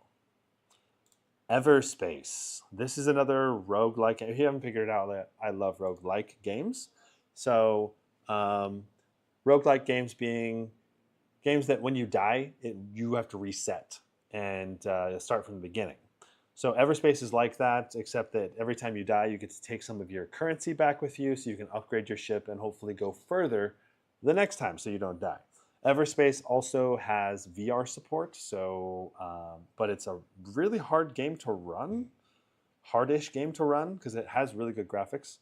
So I'm curious to see if it can run at all here on Mac. And I'm thinking it might not. I only have 23 hours of playtime in this game, but I enjoyed it. But I would say that Elite Dangerous is like just an upgraded version of this in almost every way. So, okay, so it says the game is loading. It says it's running, which showing it in the bottom right, but it's not actually, loading. Nothing's happening.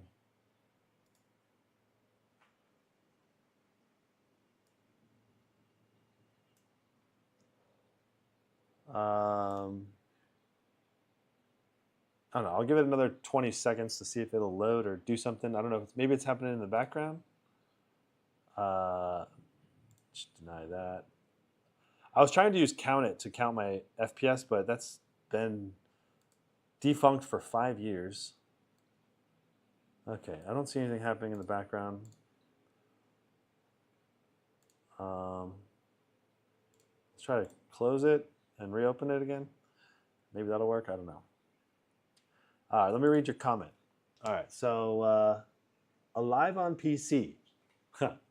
Gamer, PC gamer. It's in your name. Says, I need help with my MSI GP66. The MSI center keeps crashing and says I need to reboot, but it never works. I tried to uninstall and install it back, but it doesn't work. Please help me. It's fully updated and everything. Okay, so in that scenario,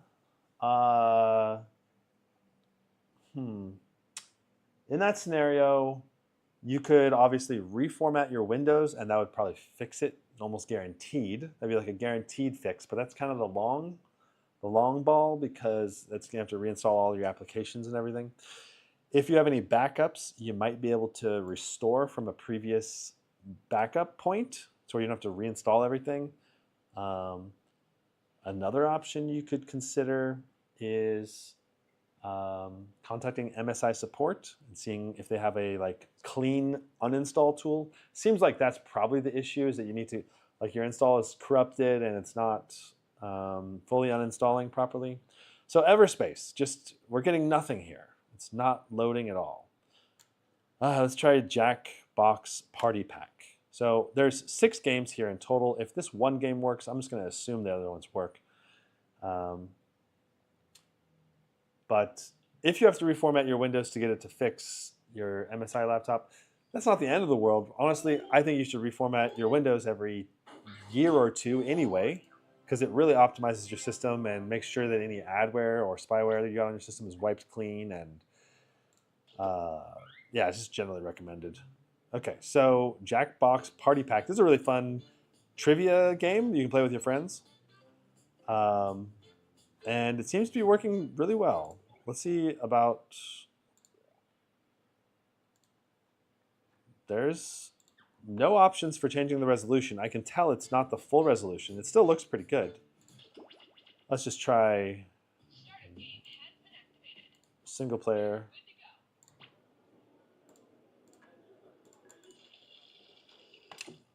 Okay, so you can use a controller to play this. This is Jack 2015. I'm your host, Cookie Man. 2015. Hey, wipe that smile off your face. This is serious. Oh my gosh. Okay, just kidding. There will be farts and stuff. Can't play without a name. Federal regulations. Ready for some trivia, Chuckle Nuts? And our wrong answer of the game is brought to you by the San Francisco Otter Choir. Okay, so this game's running great. So I'm just gonna assume that the other ones also will run great. Middle Earth: Shadow of Mordor. Let's see if this AAA title will work or not. I did beat this game, I think. I got really far into it. I thought I beat the end, but maybe not. I don't know. Game comes with a full detailed manual, README, and set of FAQs. Okay. Okay. So, display. So you can adjust the resolution. Wow, you can go all the way up to 6,000. You can go to 6K here on this 3K monitor. That's pretty cool. In realistic, let's see if native resolution will work. Always show this dialogue. Play.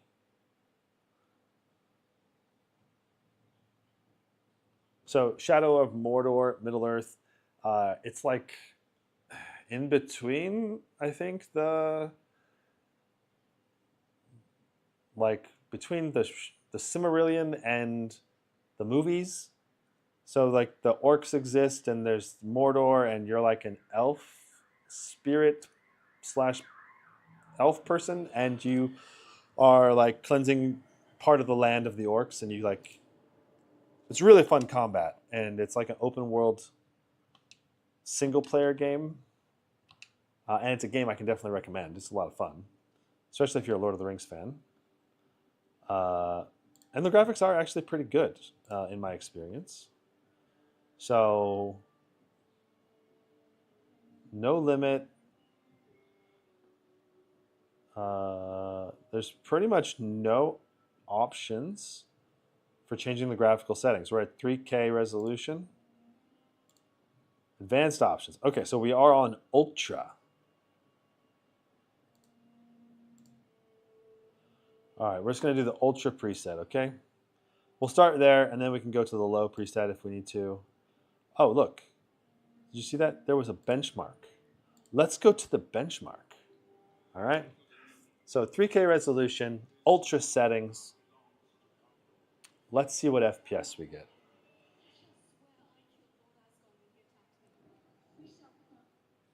Turn down the speakers a little bit.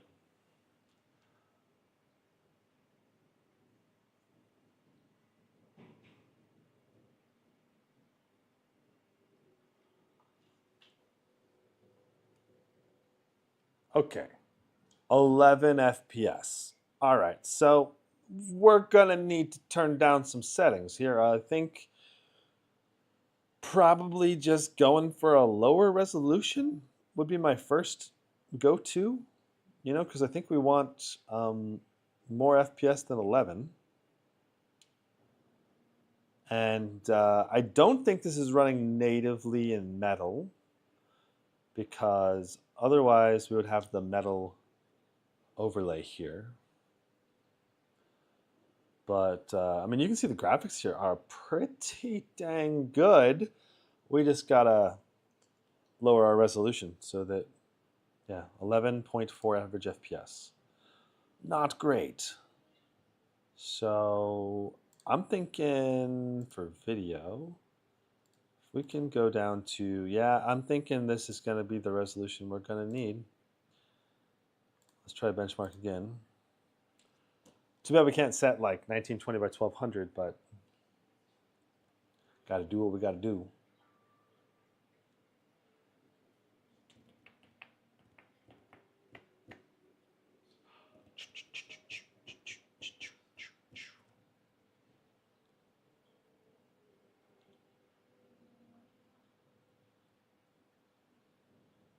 All right. Ooh, still only 15 FPS. So, yeah, we're going to need to turn down some more things. And given the fact that we're only getting this much FPS, we might be able to turn the resolution back up when we set the graphics to low. So,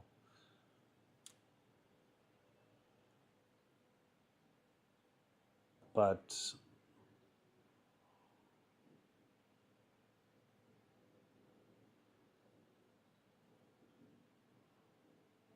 yikes. Something's really hitting that GPU hard. Only 15.8 or 15.58 FPS. Advanced video settings. Let's just go to low now. Low preset. Oh, some of these are going to... We're going to need to reset the game, it said, because those graphic settings require a restart. So let's reopen the game.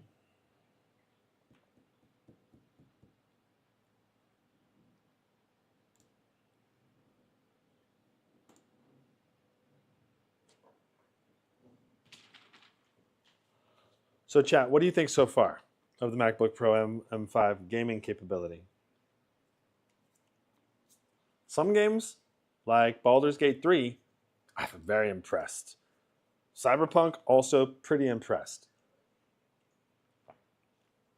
But, you know, those are games that the devs clearly spent a good amount of time optimizing for the latest chips. And a game like Shadow of Mordor, it's not running in the Metal engine. And if it's not running in the Metal engine, it's probably not going to run that well. So I'm thinking we can get 30 FPS.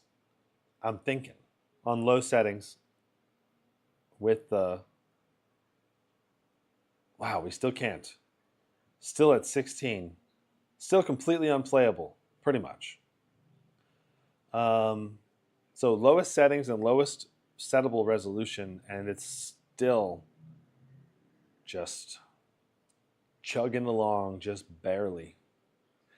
I definitely would not want to play this game at this resolution and graphic settings with this FPS. It would just be pain. So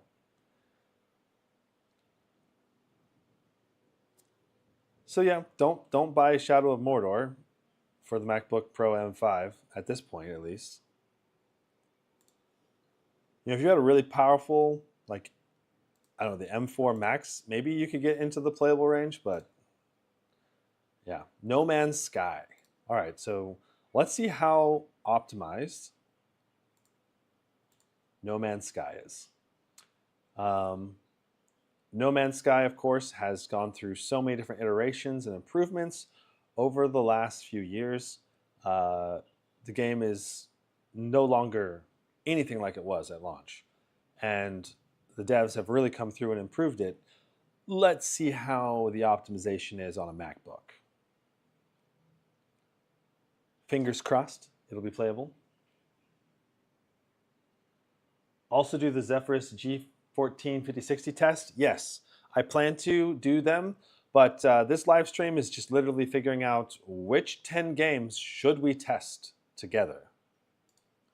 And once we figure out which 10 games to test side by side, then we'll have data to compare.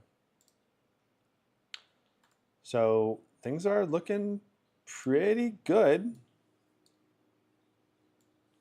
So this is my last save that I had going in No Man's Sky.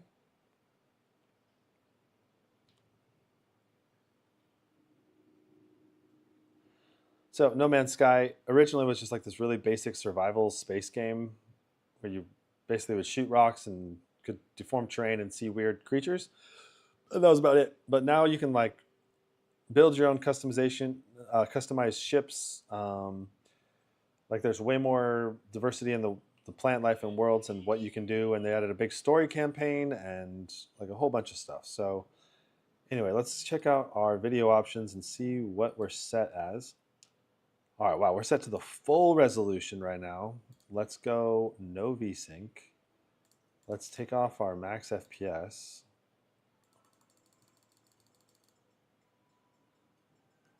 What can we set for our max FPS range? I don't think that we'll be doing 240. I don't think so. All right. And preset, we have set to ultra graphics to start with. So right now we're doing full native resolution with no scaling, ultra graphics preset. We are doing metal. So this game is running on metal, which is great. And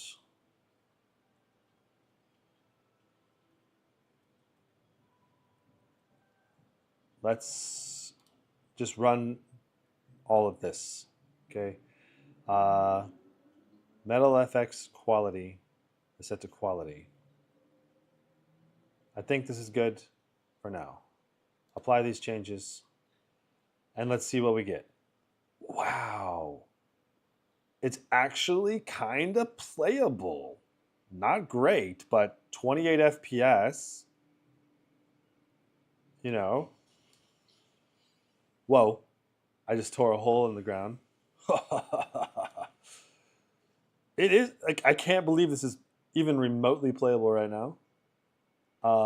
Ultra graphics at 3K resolution. It's insane. I can't believe it. Okay, let's go to, let's reduce something, all right? So I would say probably going down to 2560 by 1600 resolution. It's probably a good place to start. And, all right. Ooh, yeah, now we're at 30 something FPS. Not bad. I don't think I want that thing to find me. I think that sends in enemy drones or something after you. Yeah. Playable. It actually is playable with ultra settings, QHD plus resolution, and it looks good. I don't know how to heat my, I think I need to charge my suit battery or something to keep from dying right now. Let's try going to standard preset. Okay. Standard preset. Whoa. Standard preset, we're doing 60 FPS now. The graphics definitely do not look as good now, but still very nice overall looking game. 70 FPS, 60 FPS. Look at all these weird creatures.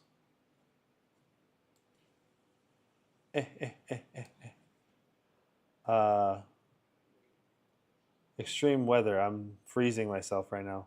My tushy is being frozen to death. This is heckin' impressive. Okay, so this is definitely a game we can do side by side with the 5060. Oh, restart required for some of these settings. So I guess we should go ahead and exit. How do we exit? Okay, there it is. Quit to desktop.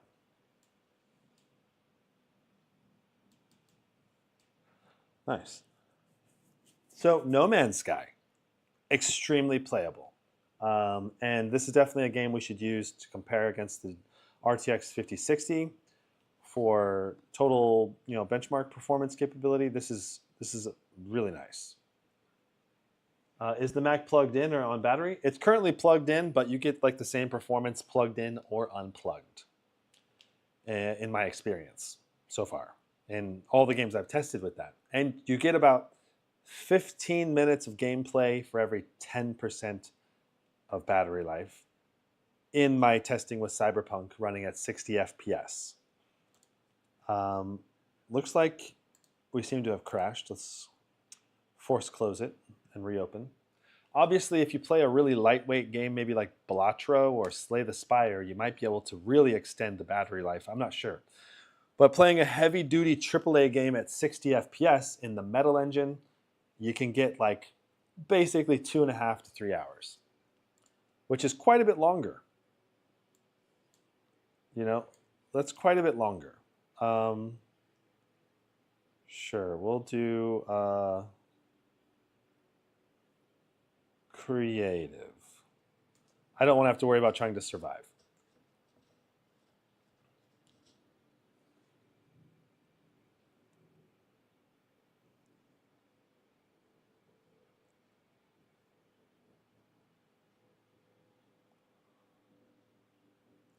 Like, honestly, there's no reason why we couldn't have just like way more AAA game support now. Okay, so this is how the game starts. And right now, 81 FPS. Whew. Game looks good. It's playing great. And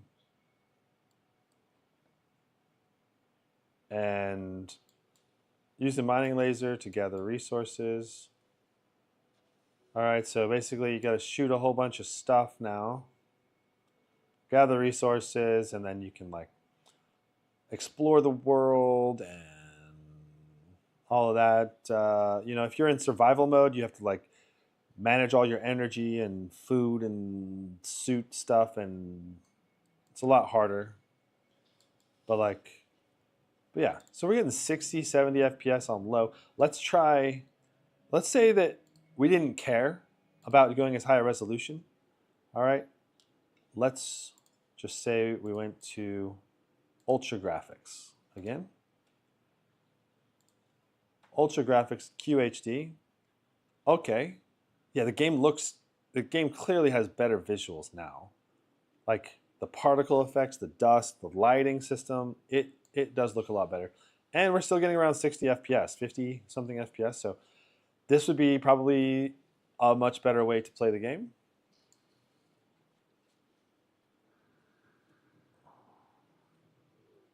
Let's see. I think we can get some resources here. Ooh, extreme localized radioactivity. Rusted metal. Nice. Search this. Nothing found. Damaged container. Ooh, yeah, so we get some carbon atoms. And yeah, there's some kind of way to scan around you. I don't know what it is. The key, F. Yeah, F. So here we can scan and find different resources in the distance. Say if we needed a certain type of resource or whatever. So ultra settings, QHD, 60 FPS. That's basically what we're looking at. And I think this is a great example of ultra settings, AAA gaming, MacBook Pro. We can go ahead and I'll just demonstrate unplugging it. I have unplugged the MacBook and we're playing on battery now. And look at that. It's still the exact same gaming experience, plugged in or unplugged. This is one of the key reasons why I think if Mac actually tried to invest a lot of money into PC ecosystems, like bringing PC games over into the Metal engine, I mean, it would dominate the low-end PC market. Because if let's say a MacBook Air coming out in like a year or two from now comes out for $1,000, and that's going to be, let's say if it could play like all the top AAA games at 60 FPS with the M5, just like this one. Not just like this one, but like assuming Apple actually spent a lot of money to get devs to optimize everything, which they're not doing at all. But if they did, there would be very little reason to not go for a Mac over PC in my book for entry-level gamers, because the battery life on a Mac is so much better. video editing and other stuff like that is going to be generally better. Speakers are almost always better, and thermals is going to be better. Webcam is going to be better. Better privacy ecosystem than Windows, and generally better optimization with Mac OS compared to Windows. So, you know, I'd see a lot of people switching over. But given the fact there's such a limited game library for Mac, it's just not there yet. But like with this chip, like base level AAA gaming, even on ultra settings, 60 FPS is going to be possible for a good amount of games. So, but Apple just has not focused its ecosystem around gaming almost at all, other than mobile gaming. And I think they're going to change that now that they have, a chip in the M5 that's capable of doing something like this kind of gaming level. I mean, I don't think that they have any reason, like once they get millions of people on an M5 and suddenly you can be like, hey, AAA developers, bring your AAA game over and we can guarantee X amount of money or we'll pay you extra or something. I don't know. If you don't hit this number of sales or something like that, just to make sure that devs are financially motivated to bring stuff over. And if they actually did that, I mean, it could be a big revolution in gaming.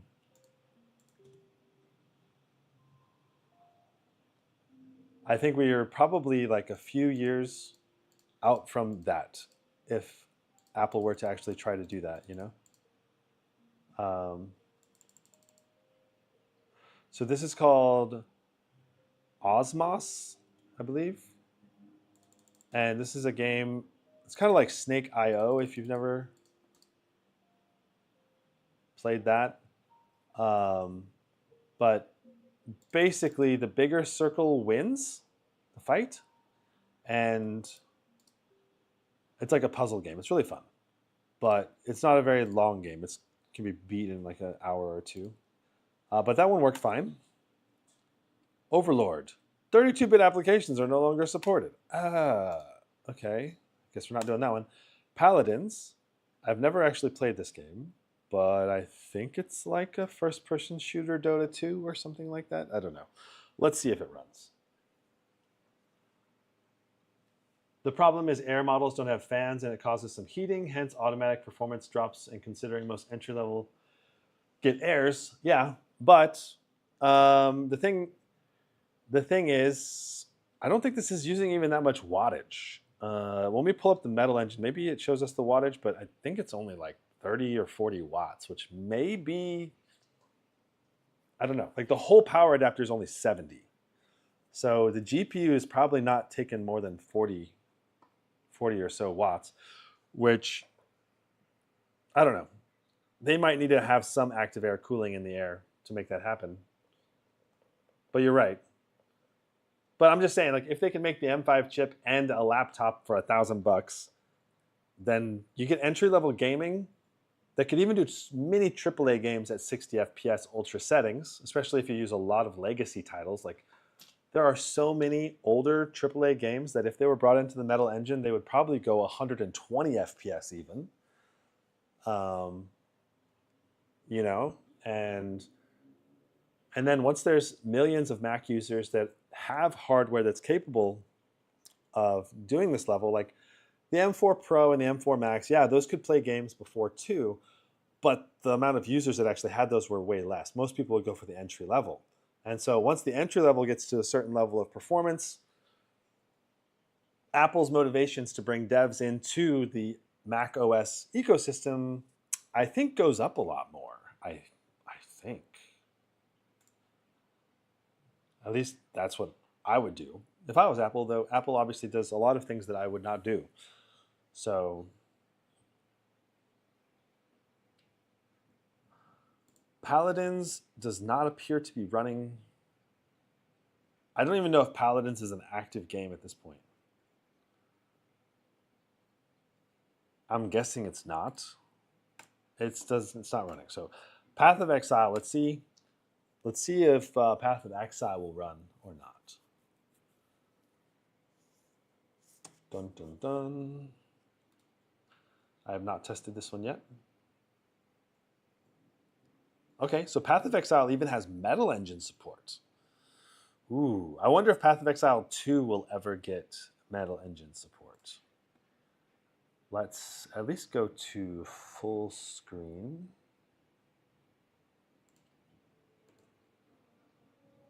It's so tiny, I can't hardly read anything.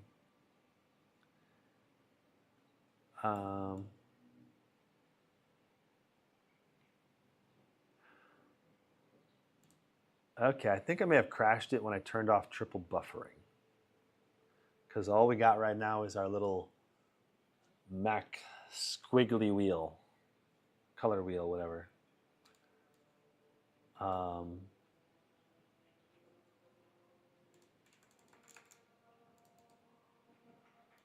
Okay, well, at least Mac OS has not crashed, at least. That's one thing about Windows laptops. When the games crash, oftentimes the whole laptop crashes. Where this has not been doing that so much, so that's good.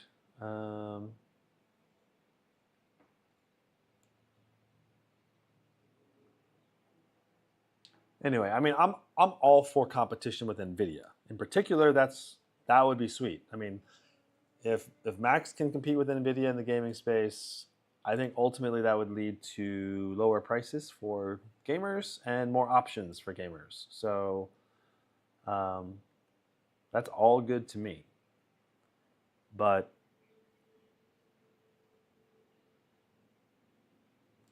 yeah, I don't think there's any way. Maybe I can press this. Okay, yeah, I can press that button and make it full screen. I'm kind of a Apple noob at this point. Oh, VSync. I can turn off VSync. And now I get the full resolution. Okay, nice. Let's try disabling that. Can we disable that? Okay, VSync off. And full resolution. And anti-aliasing. Currently have NIS upscaling. There's FSR. Or NIS.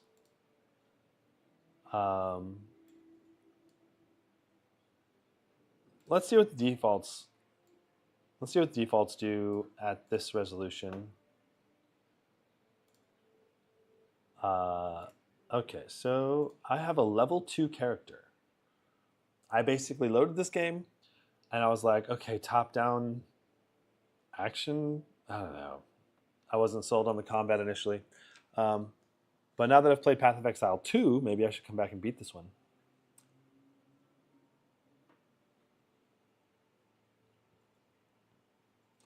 Path of Exile 2 has been very impressive for me. So, oh, well, okay. 45 FPS. You can see our FPS over here in the top right corner. Yeah, we cannot see our wattage pull, so I don't know what the wattage is like. But right now, it's just in the barely playable category. Game.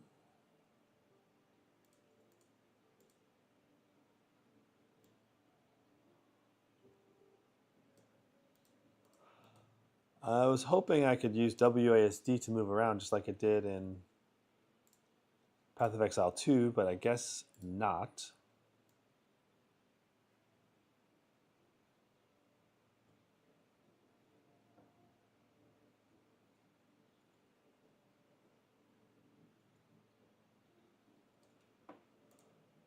All right, let's see here. Entering the coast. Okay, so I can probably get some combat in the coast, right? I can go punch some people or something.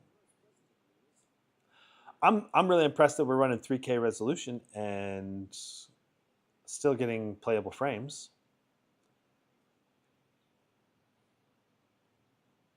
So again, that's the Metal Engine.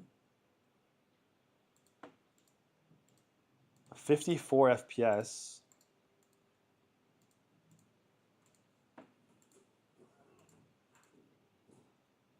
Oh my gosh.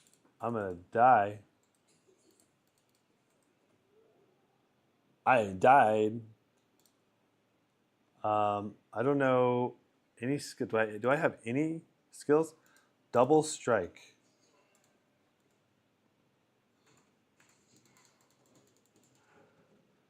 Okay, nice. I was able to kill some peoples. Oh, I have health potions, just like in Path of Exile 2. Oh, okay, I kind of caught on fire there. Nice, I can kind of chop people down pretty good. 51 FPS. Path of Exile 1. 3K resolution. Let's go to a lower resolution.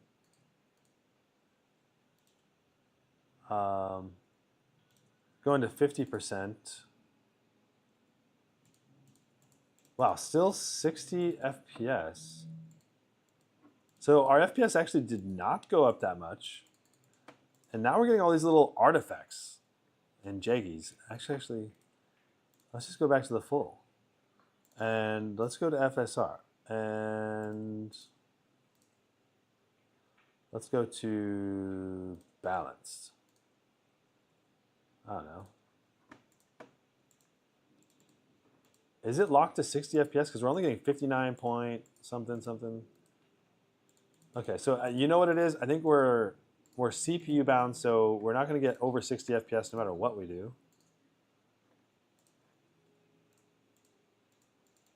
Ooh, 38, not good. Let's go NIS, and let's go 77%.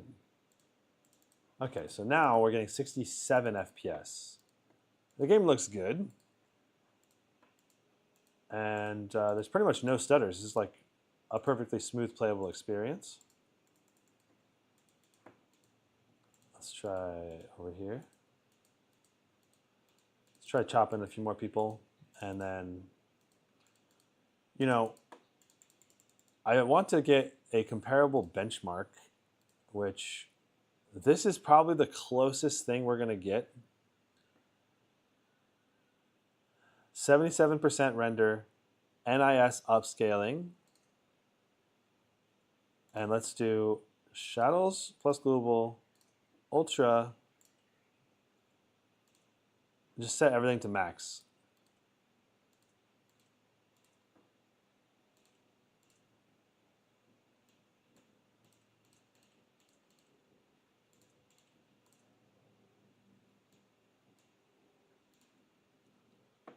Okay, so with everything set to max, all the settings turned on, 65 FPS in the coasts.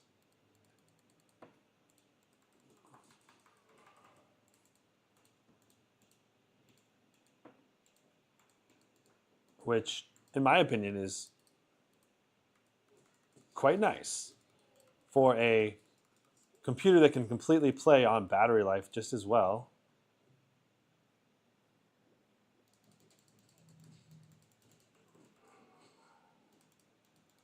Oh, sweet, I leveled up.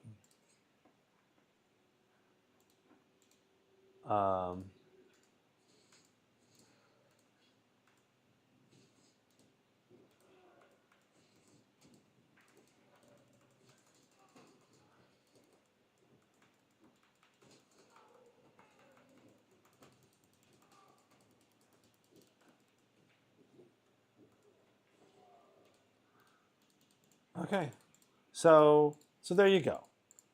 Easily achievable 50 FPS, right around the full resolution, 60 FPS if you lower some settings down. Even on maximum settings, we're still in the 60 FPS range. Obviously, this is on a very basic map, and it will get way more complicated in other parts of the world. But still, I'm impressed. Extremely playable, because we're in the Metal engine, you know, running it natively. Rimworld is a game that, as long as it's compatible, we should have great performance.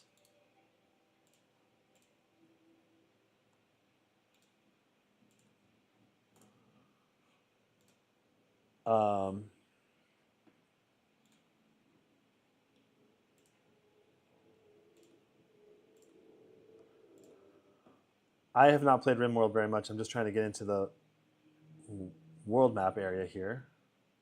The three of you awake in your cryosleep sarcophagi to the sound of sirens ripping metal. You barely get to the escape pods before the ship is torn apart. Sometime later, you land on an unknown Rimworld. As pieces of the shredded starship fall around you, you start making plans to survive. Okay, so we're running in metal. So we have the metal engine here.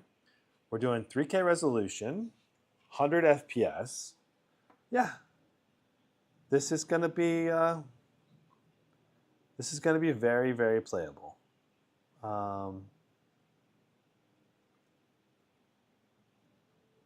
So Rimworld, no issues. And it's going to be very playable. Rocket League, let's check it out.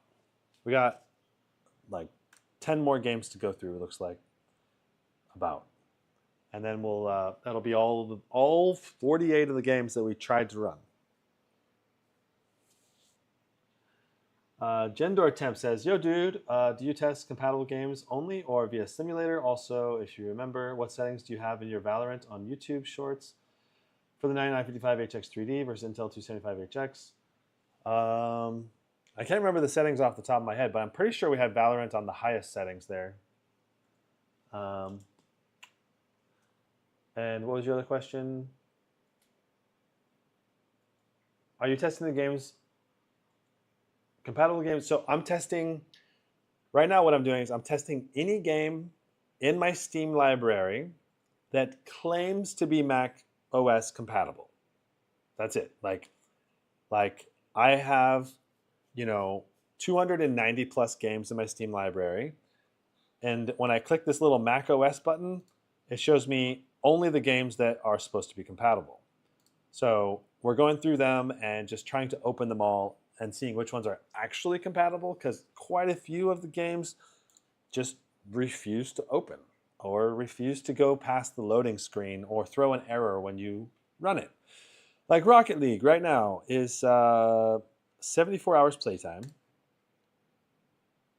It's trying to open, and then it just doesn't open. So I don't know what's going on with Rocket League, but it claims to be compatible. But has anyone from Rocket League actually tried to run this game on Mac OS? It doesn't seem like it, given the fact that it just literally won't open. So that's a fail. Shadow of the Tomb Raider. Let's find out if this sucker will run. I imagine it probably will, but I don't think it's going to be running on the Metal engine, because this was, looks like it was before. Like all these feral game exports, they seem to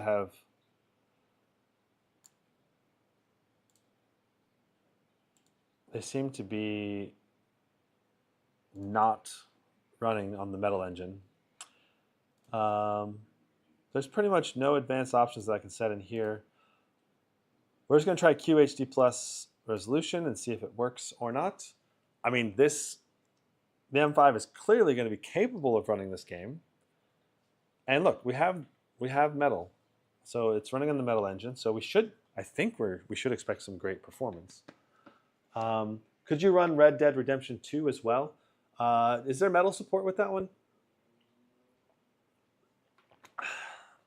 I'm not sure, but that's not a game that I own on this Steam account. It's on my other Steam account. So under options, display and graphics, things seem to be running pretty dang well. Desync is off already, 2560 by 1600. We'll go to highest. This is not going to have ray tracing, but we'll do the highest graphical settings. And we're at QHD plus resolution. So this will be very comparable to what we could run as a test with the Zephyrus G14. So let's find out how we do. When will you test the Legion 9i Gen 10? It's literally supposed to come in the mail soon, but I'm going to be pretty busy over the next few days. So it'll probably, honestly, my focus right now is getting in the MacBook Pro testing all that done. And then I'm going to do the Legion 9i probably like in 2 weeks, would be my guess. Somewhere in there. Before the next month for sure, because I only have it for a few weeks. The Lenovo rep said I can borrow it for a few weeks. So, and then, yeah, but it'll definitely be before Christmas. The Legion 9i test will be before Christmas because I'll have to send it back by then. All right, so looking at the Metal engine on highest graphical settings at QHD+, we're doing 31 FPS right now, averaging probably just a little over 30. Nice. I mean, I say nice, but it looks extremely smooth. Like 1% low looks like rock solid movie quality level, and the graphics look gorgeous. That said, this is a game where you have to aim and dodge and all that. So really, you want more like 60 FPS, 45 to have a good experience, 60 to have a great experience, and probably 90 FPS to have a perfect experience. And yeah, 34 FPS right now. But I mean, it looks like to my eyes visually, and I'm sure to your eyes, the gameplay looks extremely smooth. But you know, realistically, you're gonna want some more FPS. So I'm gonna have to drop a few settings down from highest to probably like medium, somewhere between medium and highest, and I think we'll get to that 60 FPS mark.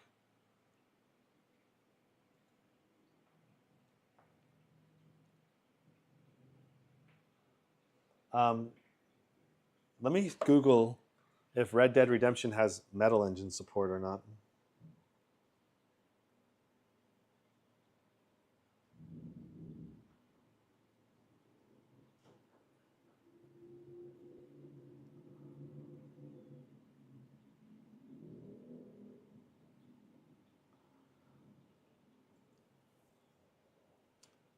No, it does not have.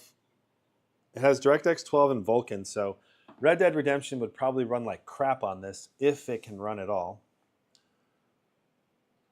But if it had Metal engine support, I imagine you'd probably be able to get in like at least into the playable FPS range.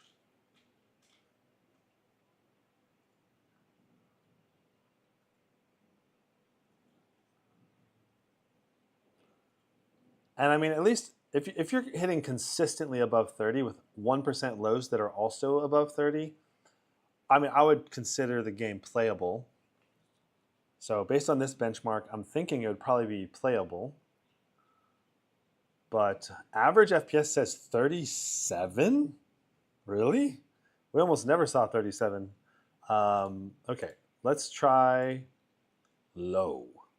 Okay, so I'm just gonna back out and make sure they're active, and we'll go back in here, graphics, low settings, low default preset, QHD plus resolution. Let's see what we get now. So going from highest to lowest, I think we'll have a nice FPS bump. I'm gonna predict 60, no, I'm gonna say 70 FPS on average. Okay, well, starting out in this scene, we're at 61 FPS, 62 FPS. So that's a pretty dang good start. And I mean, Shadow of the Tomb Raider still looks pretty gorgeous, even on low settings. So there's another AAA game that's gonna be playable, 60 FPS, QHD resolution on the MacBook Pro M5. Dang. Though this is, I mean, 13 years old, right? So, one of the first games that support ray tracing, and you just don't have any ray tracing support in this, I don't think, on the Mac side.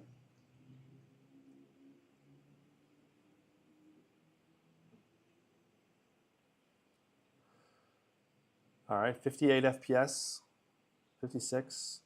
It's looking pretty dang good.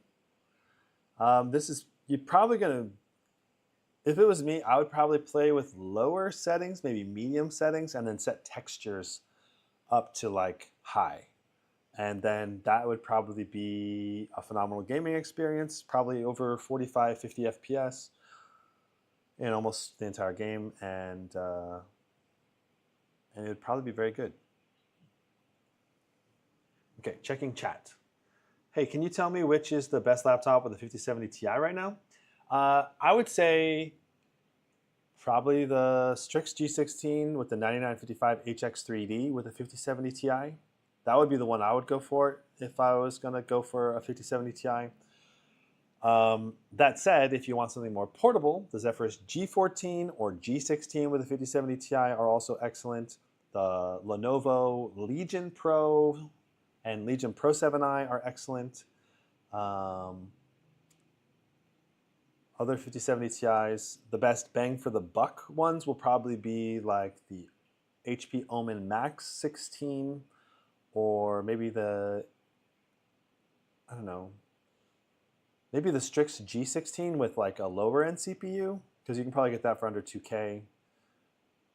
And the MSI Vector 16HX, which MSI is currently sending me for testing right now.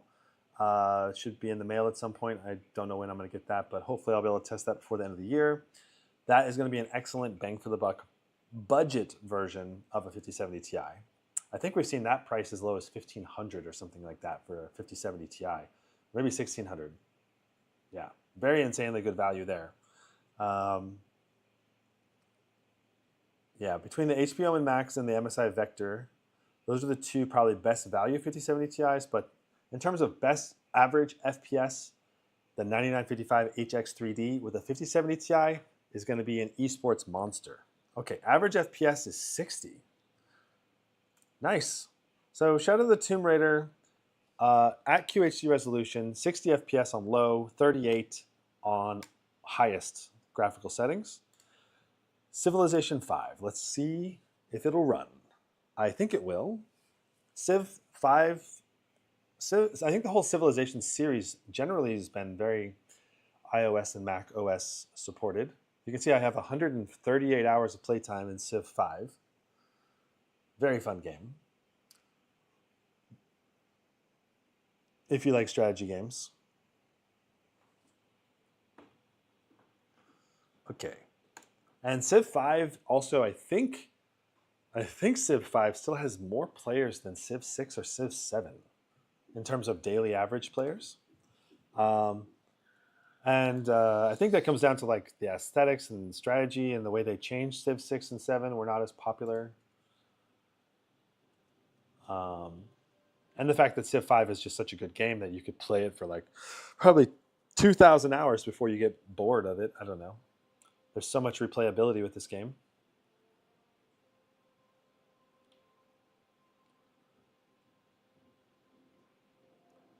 We're loading, we're clicking, we're checking our options first. Video options. Currently at 1500, but let's just go to the full resolution. Okay, so now everything looking sharp. Even the menu is looking sharper now. We'll turn off VSync for FPS load. I guess medium is the highest we can go for some of these settings, which is interesting. We'll try highest everything. You know, on Mac, they probably typically set it to be low so it runs well, but that was before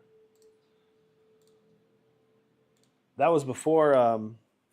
M5 came out. Now, the M5, I'm sure, raises the average FPS bar compared to the default settings that they were using previously. So we'll see how it does on max settings, max resolution. This should, in theory, be a pretty CPU-bound game. But I don't know. Maybe some of these graphical settings are pretty demanding, because I think Civ 5 can be a very beautiful game at times. What mouse am I using this way? I'm currently using this EGA. Let's see if I can show you this. EGA Type M14. It is a Bluetooth and 2.4 gigahertz capable mouse with a USB-A dongle. And the nice thing about it is that I can use it with Bluetooth with the MacBook. And normally I would have to. This is like a graphical bug right here. Normally I would have to use a USB-A dongle, but since there's no USB-As on this MacBook, I cannot use a USB-A. Okay, so I think it's loading. Probably the world and where all the other players are going to be. It's funny, the notch here is interrupting our FPS counter. So, I hear Rocky in the bathroom. Today I got my hands on the Asus G14 5060. What do you think? Is it good and future-proof or not? Well, I don't think anything is truly future-proof. Oh my, what a complaining little kitty. Okay, he's out again.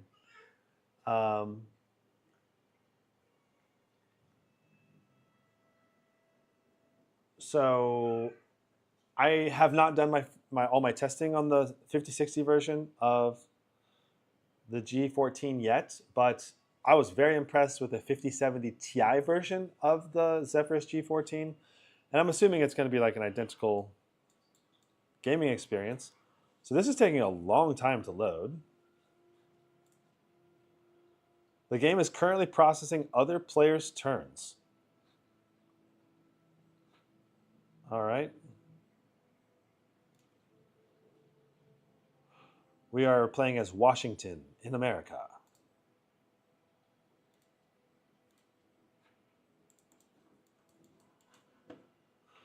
I mean, normally, aren't you the first turn normally? It seems odd.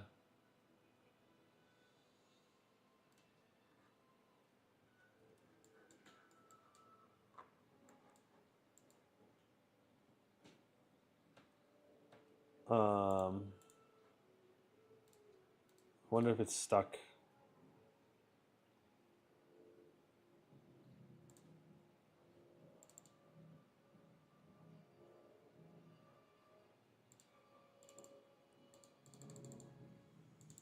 It's not responding, so we're gonna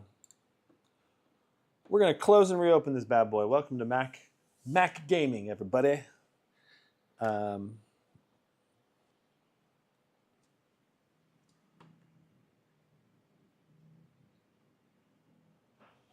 I don't know recommendations for Mac OS gaming, but I would not say this is a good one because it's USB-A and yeah, it's not USB-C. So, but the Bluetooth is supported, but Bluetooth has a little bit of a delay, so it's just not as good. Not as good of a gaming experience with a Bluetooth mouse. Definitely very noticeable to me. Okay, maybe I should just load up a separate game. Maybe I have an old cloud game save that I can use. Probably not, but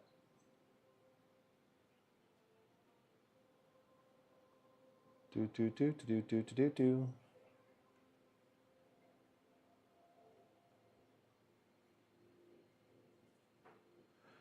Mouse is a big issue for MacBook, and considering gaming is on the table, yeah, it's true. Okay. Single player. Let's just try.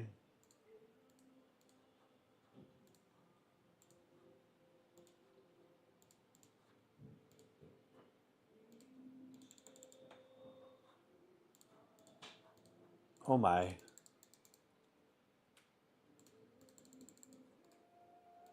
Did it really get? It's not responding again.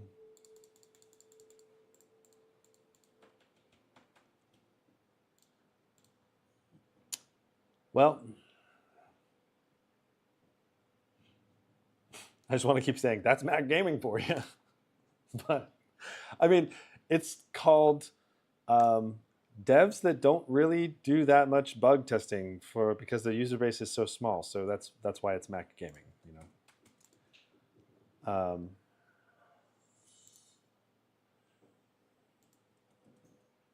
Definitely an issue that's going to be happening to games that have a small player base in that ecosystem, and that's going to happen across the board. If there's a small player base for that type of console, PC, graphics card, it's, you know, chances of running into bugs goes up dramatically.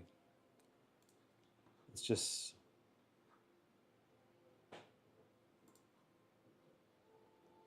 look at this. It's another visual bug. I wonder if it's just, all right.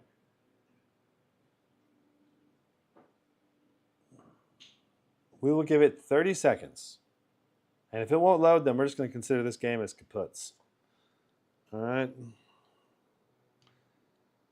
Starting, yeah. 20 seconds left.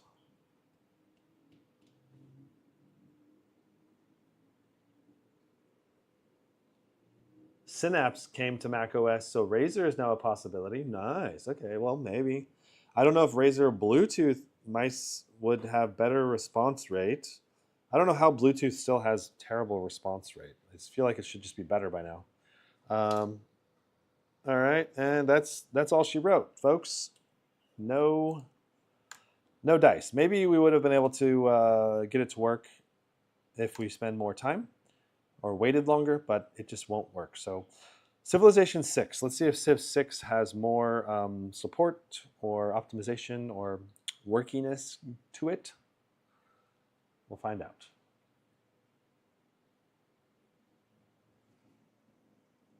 Thank you so much for the opinion on the 5070 Ti. It means a lot. Yeah, no problem. I mean, it's if it helped you out and you decide to buy, if you use my gaming laptop list to make your purchase, like to click the link before you make the purchase, that'll go to help support me. But no pressure. If you like, the list is linked in the description down below, even on this live stream.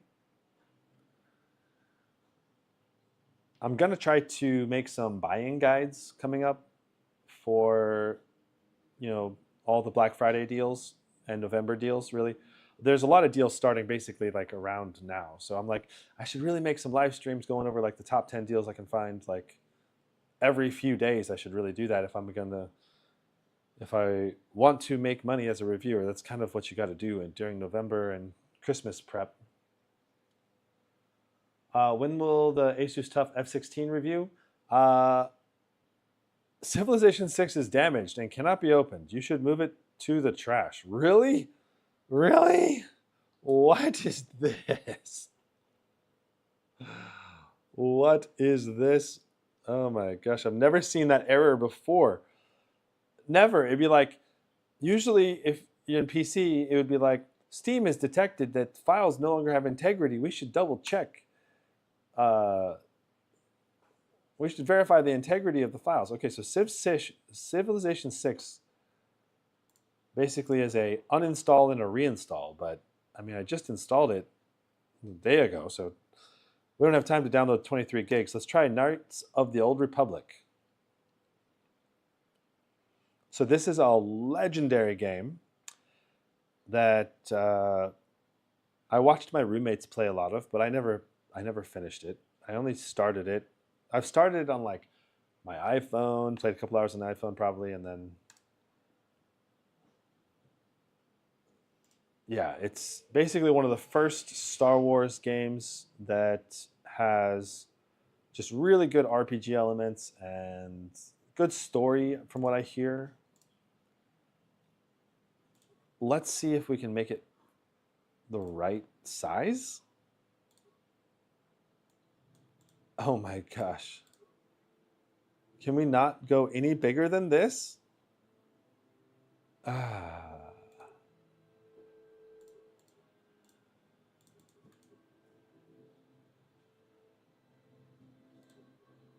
Okay. Wow. So only 1024 by 768 resolution supported. And we cannot make it, the biggie size button doesn't work. I guess we'll start a new game.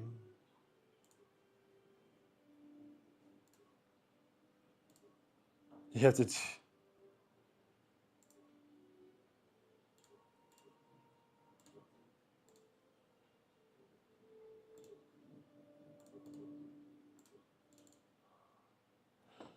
Nice. So, look at these graphics. Oh, 240 FPS, folks.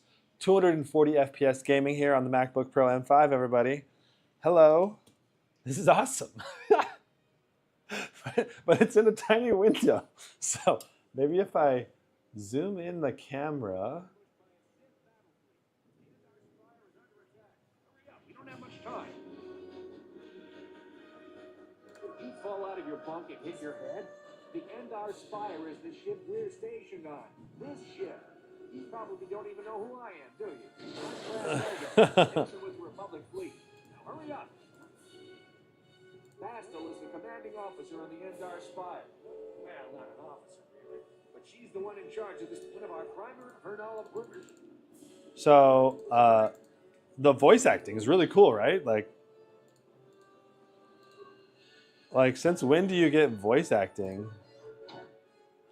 Locked. What do I have to do? You can move the mouse to the edges of the screen to rotate. Move towards the footlocker. Hold down the right mouse button and basically left click on an object to select it. You can move the mouse to the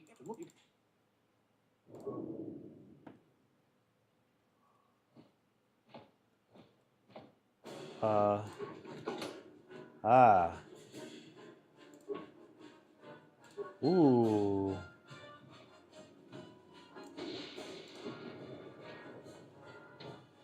Okay. Am I supposed to put on my inventory?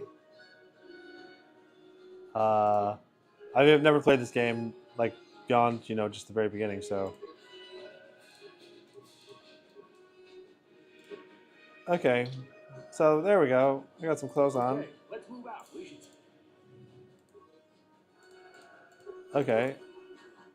But you can see how this game has pretty basic graphics, but is really a complex story with good acting, and people love this game. Like, people spend hundreds of hours replaying this game, and very playable. Looks like it's good support. It's just we got to figure out what to do with the resolution. The resolution is all funky, so maybe you can change the base Mac resolution to make it look bigger on your screen. I don't know.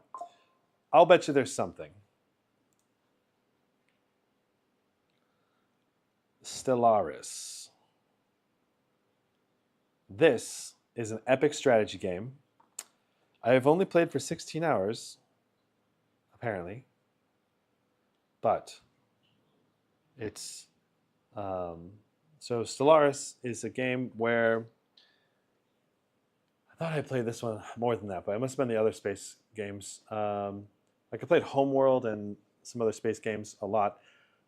But Stellaris is a game that's kind of like a real-time strategy game, but also really slow-paced. It's kind of like Civ 5, but like you colonize planets, and different planets have resources, and then you can build structures on there and develop your populations and research new technology. And you start at pretty basic technology, and it gets to crazy levels of technology, and then you battle other alien species that are spread out throughout the galaxy, and they're trying to conquer the galaxy, and you're trying to conquer the galaxy, and there are ways to win with just like economy or culture, stuff like that.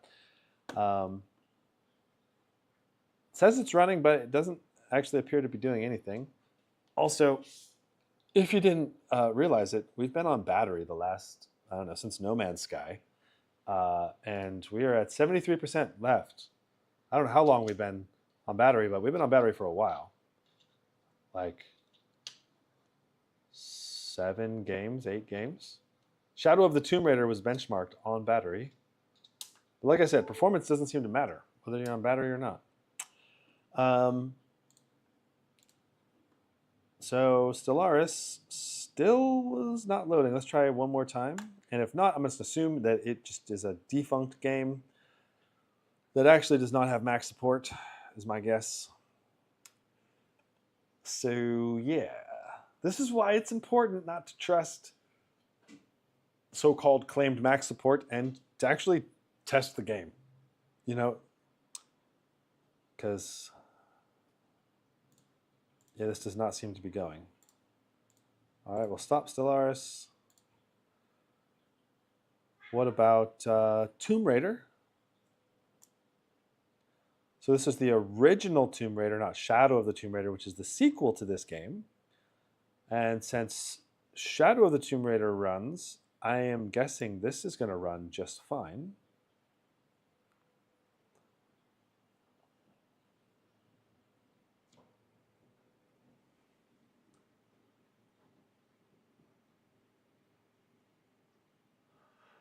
Youssef says, I'm thinking the Legion Pro 7i with the 5070 Ti. It has vapor chamber and OLED to 40 Hz. Thermals are also above average. And vents are on the back. I think the Legion Pro 7i is great. I think if you're going to get a 5070 Ti, though, you could go for a lighter weight system. Do you know what I mean? Like a 5070 Ti only needs up to a maximum of 140 watts.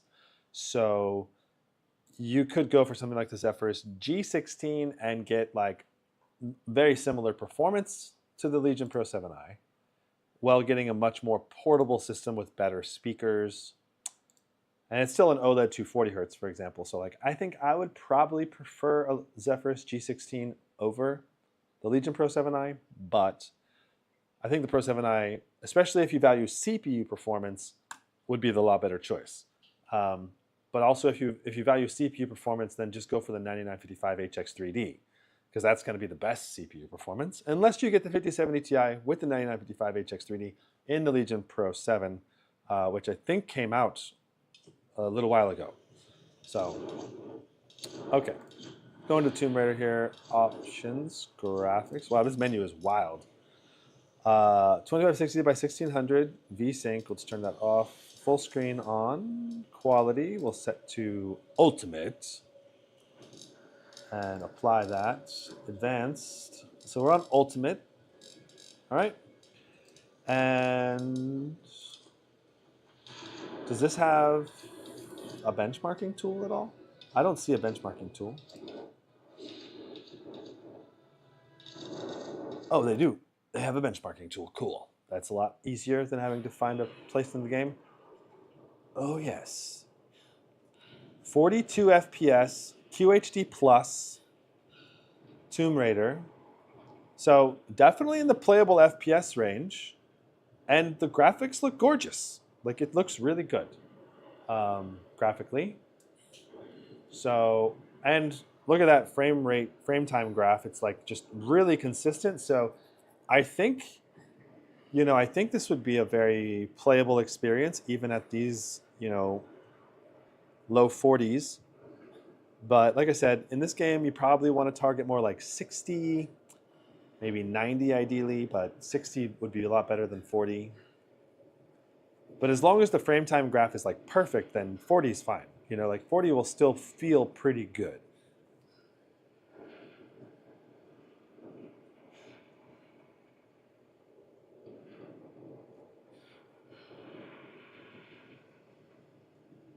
And this is on the Metal engine. We got the Metal thing coming up.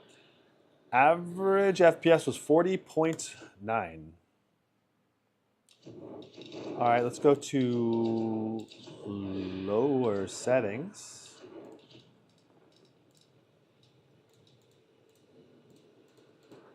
Let's go low.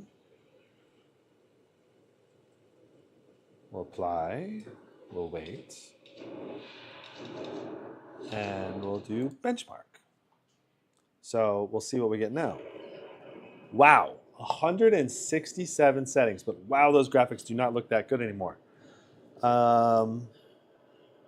Looking more like original Tomb Raider type graphics, almost, So, but the FPS is really good, 140 FPS. So definitely probably somewhere in between there is a great balance of like FPS and visuals. So 60 to 90 FPS is definitely going to be possible in this game, and yeah, it's going to have a great gaming experience.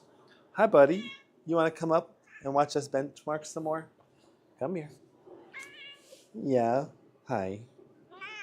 Yeah. I know you want to grab the camera, but you can't grab the camera. Okay. You need to chill in my lap if you're going to be over here. Okay. Yeah, I love you, little buddy. Yeah. Oh, yeah. You're giving me purring and kissies. Okay, average FPS 146.3. No, don't grab the camera. I know you want to grab the camera so bad. All right, War Thunder. Let's see if War Thunder will play. I have no idea if this has Mac support or not.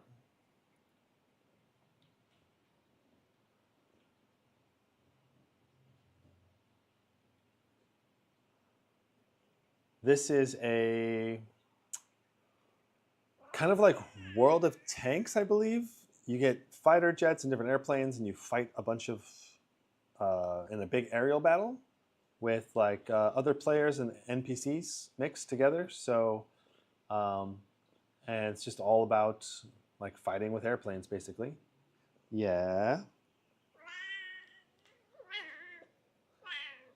Okay. Can I wear you like a scarf?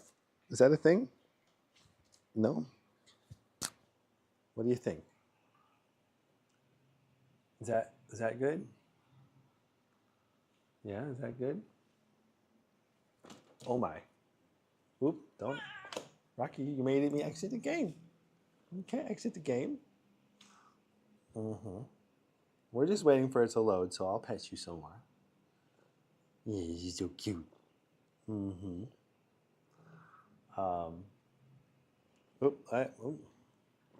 Hey.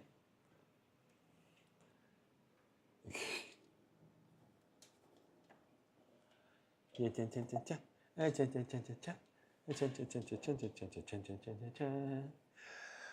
you stay right there? Okay, so War Thunder. Bring the camera back. My gosh. Hey, buddy. I can't press play for some reason. I don't know if it's still loading or what is it doing. Hey, buddy. Come here. Oh, my. Ah, yeah. I know. Never enough play with you.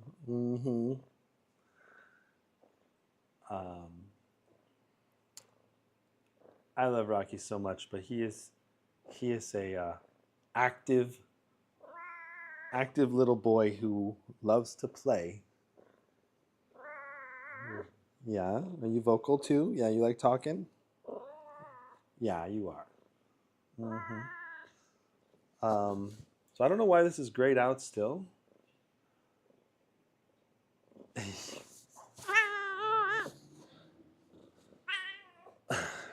gosh. Oh my gosh.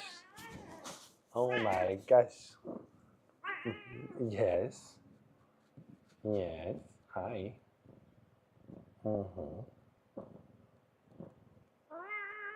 Yeah. Any War Thunder players in chat that know what's going on here? Oop, sorry. Fell down. No.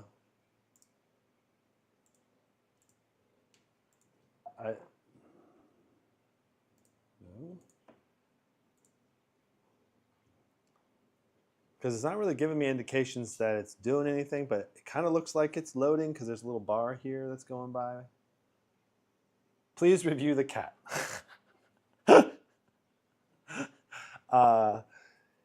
Kitty is active at 3 a.m. to 9 a.m. a lot. Wakes up many times, but gives lots of cuddles too.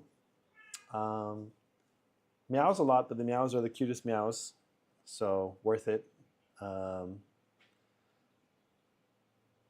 generally speaking, probably the most lovable cat I've ever seen. I don't know that much about cats, but he just really won my heart when I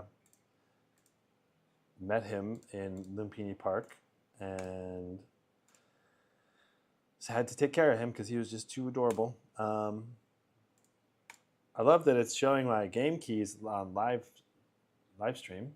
Not that I really care about Dawn of War 2, but still. Okay. Game comes with full and detailed manual readme. Okay, continue. So we're going to count War Thunder as a maybe, but it didn't seem to work during the initial testing. 2560 by 1600.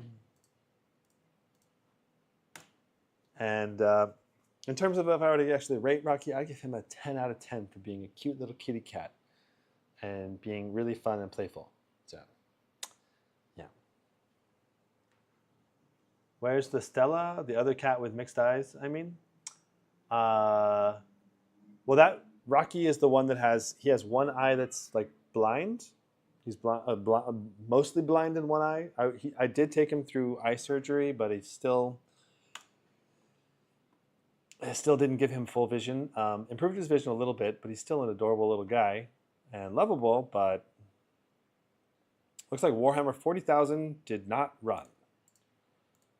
I don't know.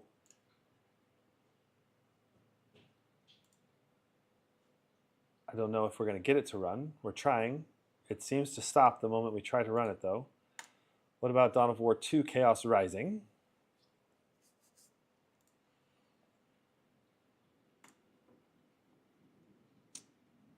Looks like it suffers the same problem. As soon as it tries to launch, it fails too. So we're just going to consider probably all these Dawn of Wars to be failures, probably. Are you back? Yeah, you're back. So Sky is the other cat, and Sky has two normal eyes. And I don't know if Sky and Rocky are related, but they look very similar. Yes. Mm-hmm. Huh. Oh my. I thought you wanted to get in my arms. What is this? Okay, yeah. Yeah. Okay. So you can see Rocky's eye. If you look close, like this one over here is the one that's cloudy.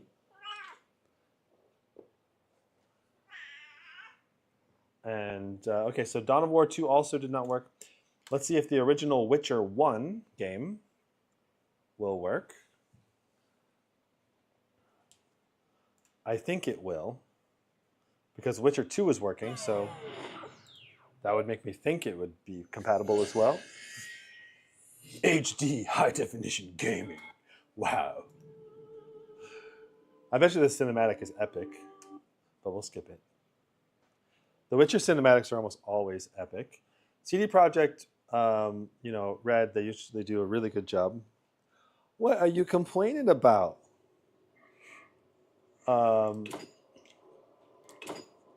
Can we increase the resolution? We can. Ooh, lots of options for resolution. Looks like we can go to QHD, so we'll do QHD. And there's no other graphical settings that I can see. Oh, advanced. There we go. High. We'll raise these up too. All right. So max graphical settings. The Witcher. Medium settings.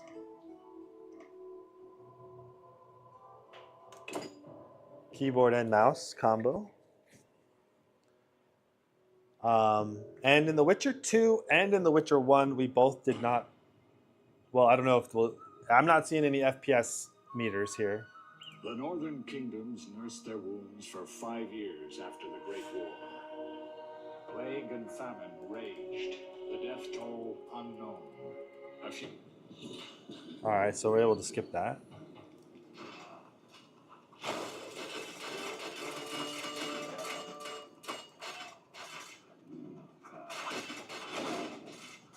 Okay, so it looks like I'm guessing I'm supposed to There. Okay. I figured out how to turn around. I have yet to figure out how to attack.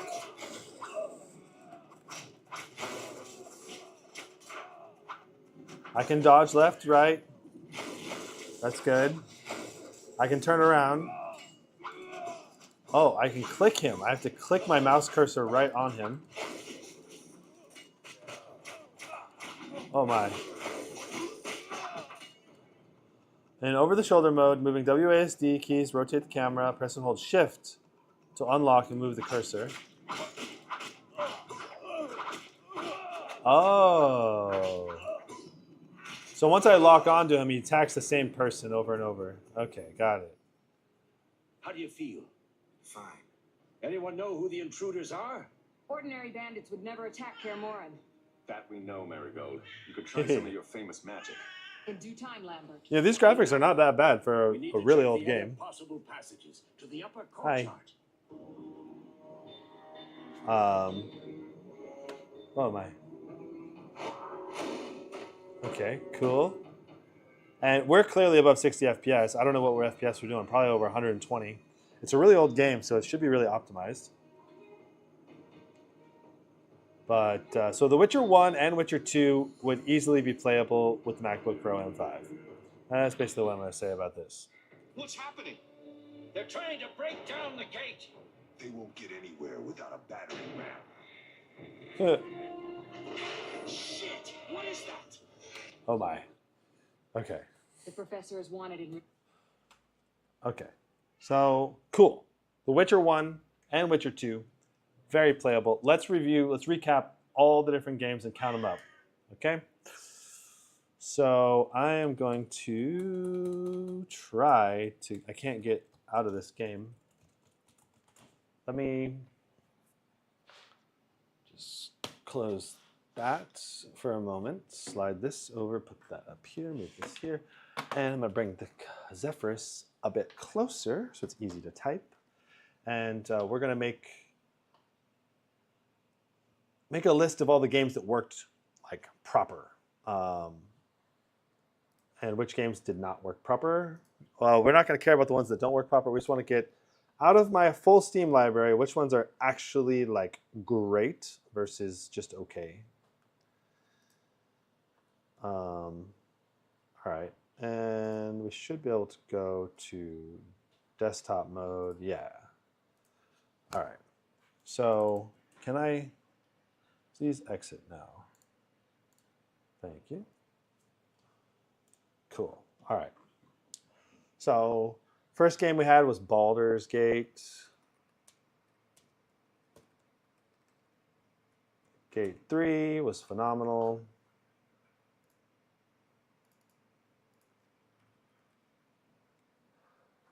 I'll zoom in here. All right.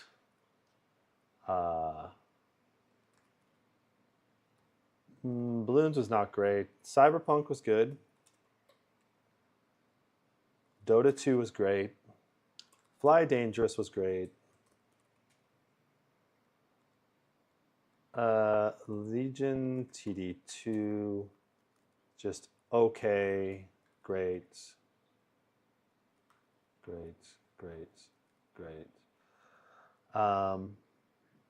Slay the Spire, great.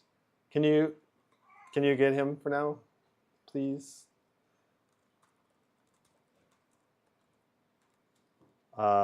Great. So just reviewing which games are like actually worth buying.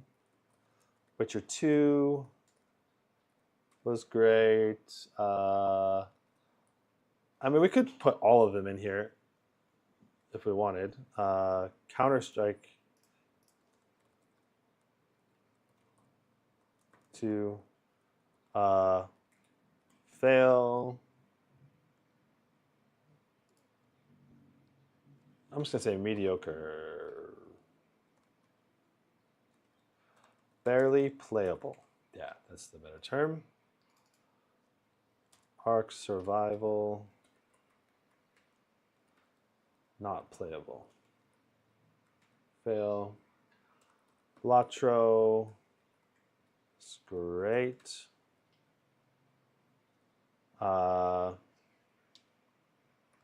Batman. Arkham City. GTO was a fail. Besiege was great. Bioshock Remastered was okay. Bloons TD 6, great. Call of Duty MW2, fail. And this is 3, fail.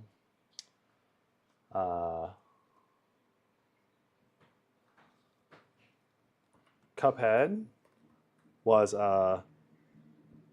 control ran well, but controls failed. So just a little bit of optimization will make that one work well. Divinity Original Sin 2, great. Enter the Gungeon, great.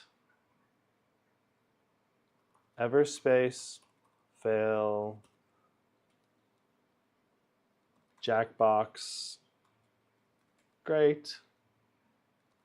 Middle Earth, Shadow of Mordor was, I'm going to say it's a ran, but only 20 FPS on lowest settings. So it's a fail in my opinion.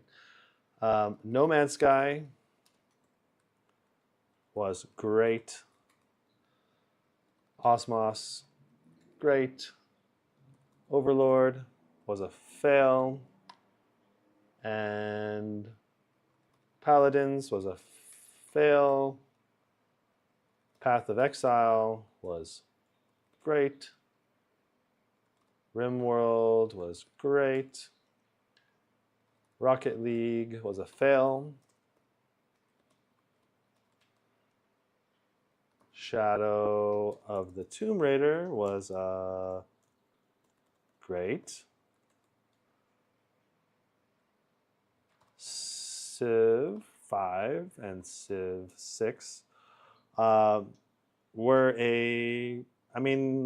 ran, but failed to start match. And this one failed to launch. All right, and Star Wars KOTOR, Knights of the Old Republic, Knights of the Old Republic was great, but fail to go full screen. And then Stellaris, fail. Tomb Raider, great. War Thunder, fail, but maybe. Maybe you waited long enough or something. I don't know what it was doing, but it wasn't working quickly. Warhammer 40K, fail to launch, and The Witcher 1, not 2, was great. So, out of the 48 games we tested, let's just sort these by column.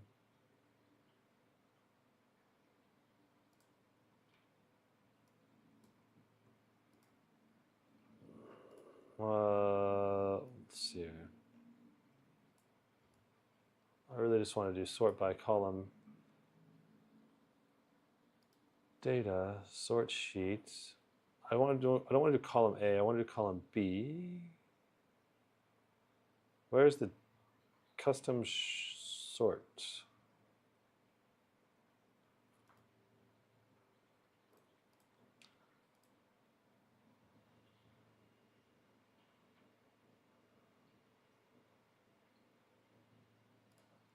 There we go. Column B. Okay. So we got 15.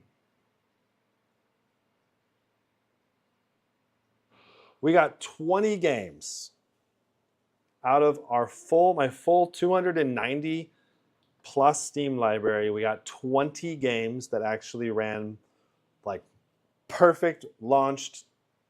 Everything was great. And a lot of these are actually AAA games like The Witcher, Baldur's Gate 3, Cyberpunk, Divinity's Original Sin 2, No Man's Sky, Path of Exile, and the Tomb Raider series. So those are the ones we'd probably want to benchmark versus the G14. I mean, if Apple actually invested like $100 million into paying developers to optimize their games for the Metal engine, gaming on Mac could be great. Currently, it's still a super big flop, in my opinion, because out of the 290 games, I don't want to give up access to all those games. Like, are you kidding me? Come on. Also add Crysis. Crysis was a fail. I don't think Crysis will run. I own Crysis. Yeah, none of the Crysis games will run. So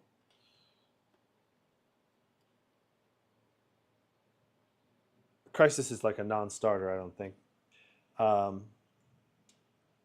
You can see all the different Crysis games that I own here, and yeah, none of them are claimed to be Mac compatible even. You know, like if I were to like switch over to Mac, I would lose access to like literally 91% of my Steam library. It would become non-playable, and that's a no-go. So if you don't have a game library already, or you're just not much of a gamer and you just want to occasionally play, then this is fine. You know, you can definitely find some great AAA games like Cyberpunk 2077 and Baldur's Gate 3. You can find something worthwhile to play on Mac, but if you already have a game library, it's like throwing all those games in the trash, with one exception that you could do cloud gaming like GeForce Now and play on PC through that game streaming, assuming that you have a great internet connection. Or you could own a Mac and like a desktop or PC or something at the same time. That would be another option as well. League of Legends would be an interesting one. I'm guessing that one is fully compatible and fully playable on Mac. I don't know. Arc Raiders, I am not sure. Probably not. I will stick to my gaming laptop. I also have a MacBook M4, but it is strictly for meetings. Yeah, so I get it. You know, like I think that the hardware on Mac is reached a point where it's just like amazing for entry-level gaming, especially on battery, since you can get the same performance plugged in or unplugged, and it's amazing for video editing, amazing for Photoshop, it's amazing for productivity in general, because it's a good screen and good thermals. It doesn't get that hot in your lap, and responsive, good keyboard, good trackpad, good speakers, and good value for your money that you're spending, except for certain key things like software compatibility still. Like if you're a gamer, like seriously, if Apple just literally invested like $100 million into game dev so that all the new stuff that's coming out is compatible with Metal, and hired basically, I don't know, like almost like a collaborated with Steam almost to coordinate with the devs to make sure that all the Mac, tons and tons of Mac games, tons and tons of legacy titles would be brought over to Metal OS, basically, or to what am I trying to say? To adapt a whole bunch of old titles to make them run in Metal or through Rosetta well enough to actually play. Because there's plenty of games that you could play if it was through Rosetta. Now, there is if you go on Steam, you can find like top sellers just for Mac capable games. Okay, so for some reason Steam Deck is supposedly Mac capable. I don't know why they would say that, but you can see that there's some AAA games here, like Crusader Kings 3. Elder Scrolls Online is also a Mac compatible game. Civilization 7. And there's even more. War Thunder right now is actually the #1 game that's Mac compatible. Dota 2 is the 2nd game. Baldur's Gate 3 is the 5th game, which Path of Exile is the 7th game. So we tested some of the top ones right now. Hades 2 just came out, and that's compatible. That's nice. EVE Online, Stardew Valley, Tunic, Hollow Knight, Silksong, that's compatible with Mac. Geometry Dash. Black Ops 3 is actually compatible according to this, though Call of Duty's MW2 and MW3 were supposedly compatible, but they just failed. Stellaris, supposedly compatible, but just failed. I would not take the fact that it says that this is Mac compatible as truth until you actually try to confirm that it actually runs on that type of Mac, because maybe that's Mac compatible when it's on like a high-end desktop type Mac, or with a M4 Pro or M4 Max only, which is a more powerful GPU. So yeah, but I think I was looking at categories, and I don't know where I went. I found the Mac OS category, and I think it had 25,000 total games now that are supposedly compatible with Mac. But as we saw today, literally like only 40%, only 20 out of the 48, whatever percentage that is, it's less than half of the games that were supposedly Mac compatible would even run on the M5 Mac. So yeah, I would not think that most of these games are actually going to run properly. At least not out of the gate. Maybe with... Plus, I do think there's a lot of games you could get running through emulators or other types of like emulating an installation of Windows and then running it in a Windows environment that's simulated. You might be able to get a lot more games to run that way too, but I would also expect different types of bugs and different types of additional failures and performance issues going that route, which will, would make it complicated in a whole different way. So yeah, we're going to test in another live stream now the 10 games that we have identified that are basically like the AAA games like Baldur's Gate 3, Cyberpunk, Witcher 2 we can't do because we don't have a way to measure the FPS, but Divinity Original Sin 2, No Man's Sky, Path of Exile, Shadow of the Tomb Raider. We're going to test all of these games, and almost all those games are Metal OS, Metal engine capable. Dota 2 would be another one we could test. And we're going to compare that with the Zephyrus G14 performance with an RTX 5060. So you're going to be able to see how much extra bang for the buck you get with a Windows PC, even in the best performing Mac OS games. You're still going to, I think, get more than double the performance with a PC that is basically identically targeted for the same audience, like ultra portable, both laptops less than 4 pounds, both laptops with gorgeous screens, great speakers, great trackpads, great keyboards, and very good ports.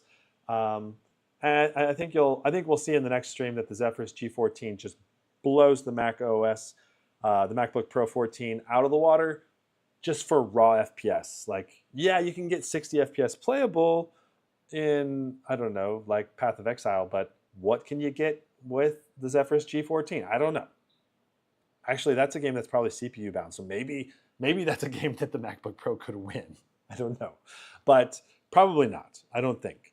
But a game like Cyberpunk 2077, I'm thinking, we're probably going to get like 150 FPS, where the you know, the MacBook Pro M5 is only getting 60, 70 FPS. So anyway, that's it for today's live stream. I hope you found it interesting. I think it was very interesting.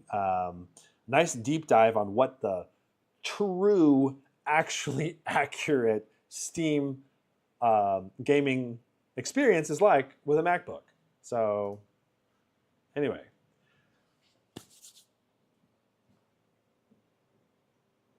Well, thanks for the reveals, by the way. Lack of content on Mac gaming is insane. Yeah, well, I think the more we talk about it, the more people will be interested in it, and maybe the more Apple will invest money into it, because the hardware has potential now, very clearly better potential than the M1. Do you agree with the statement that for gaming equal desktop PC, for portability and productivity equal MacBook? No, because Windows laptops are excellent at productivity and portability. Like the Zephyrus G14, you disable the NVIDIA GPU and you can get great battery life and great performance even on battery. Like when you compare that to like a Star 18 though, with a desktop class CPU, it does not do very well in battery life or really that great of performance when on battery, because it's got a desktop class CPU. But the Zephyrus G14 and the G16, those are portability focused CPUs that do a lot better and still maintain a lot more productivity well on battery. Now, and that includes for the integrated GPU. You can do a decent amount of gaming on the integrated GPU with the Zephyrus G14 compared to the NVIDIA GPU, which would kill the battery very, very quickly. So you can, I don't know, I'm thinking the MacBook's still a lot better for portability and productivity at the same time, but the G14 is still very capable of being productive on the go. The MacBook is still better though, without a doubt. Like it's excellent for productivity and portability at the same time, but a laptop like the G14 or G16 that has a portability focused CPU is still very, very good. So I wouldn't knock PCs entirely on the portability and productivity front, especially when it comes to software compatibility, because I still think the Windows software suite is a lot better than the Mac ones in terms of variety of applications and versatility of applications. Is this the first Gizmo review without fans blasting? Maybe, I don't know. Like you can kind of hear some fans going right now, but that's my Zephyrus G16 kind of working a little bit. LOL. Anyway, funny how the Civ 6 ran great on my M4 iPad Pro. Well, I imagine it's just probably because it's the M5. The Apple and the devs probably need to go do an update on a bunch of these games. It's kind of like an NVIDIA driver, like a new generation of GPUs comes out, and you need a new NVIDIA driver to get all the games to work properly, because a lot of them just won't work on an old driver.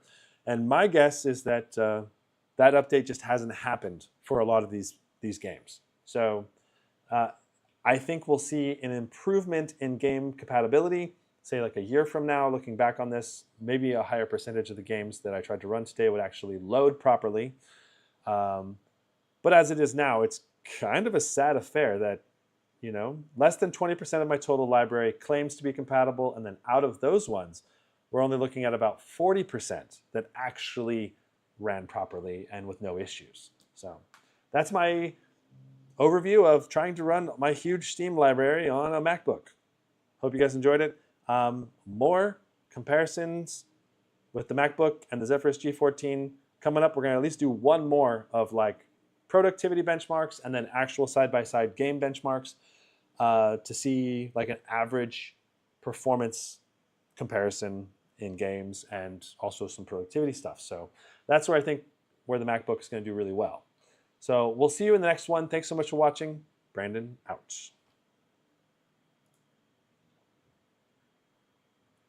The Asus TUF review will probably be hopefully before Christmas for sure. Like I'm trying to really cram out these reviews, but I'm gonna be pretty busy next week. And then, yeah, I'm trying to do like 2 or 3 live streams a week right now.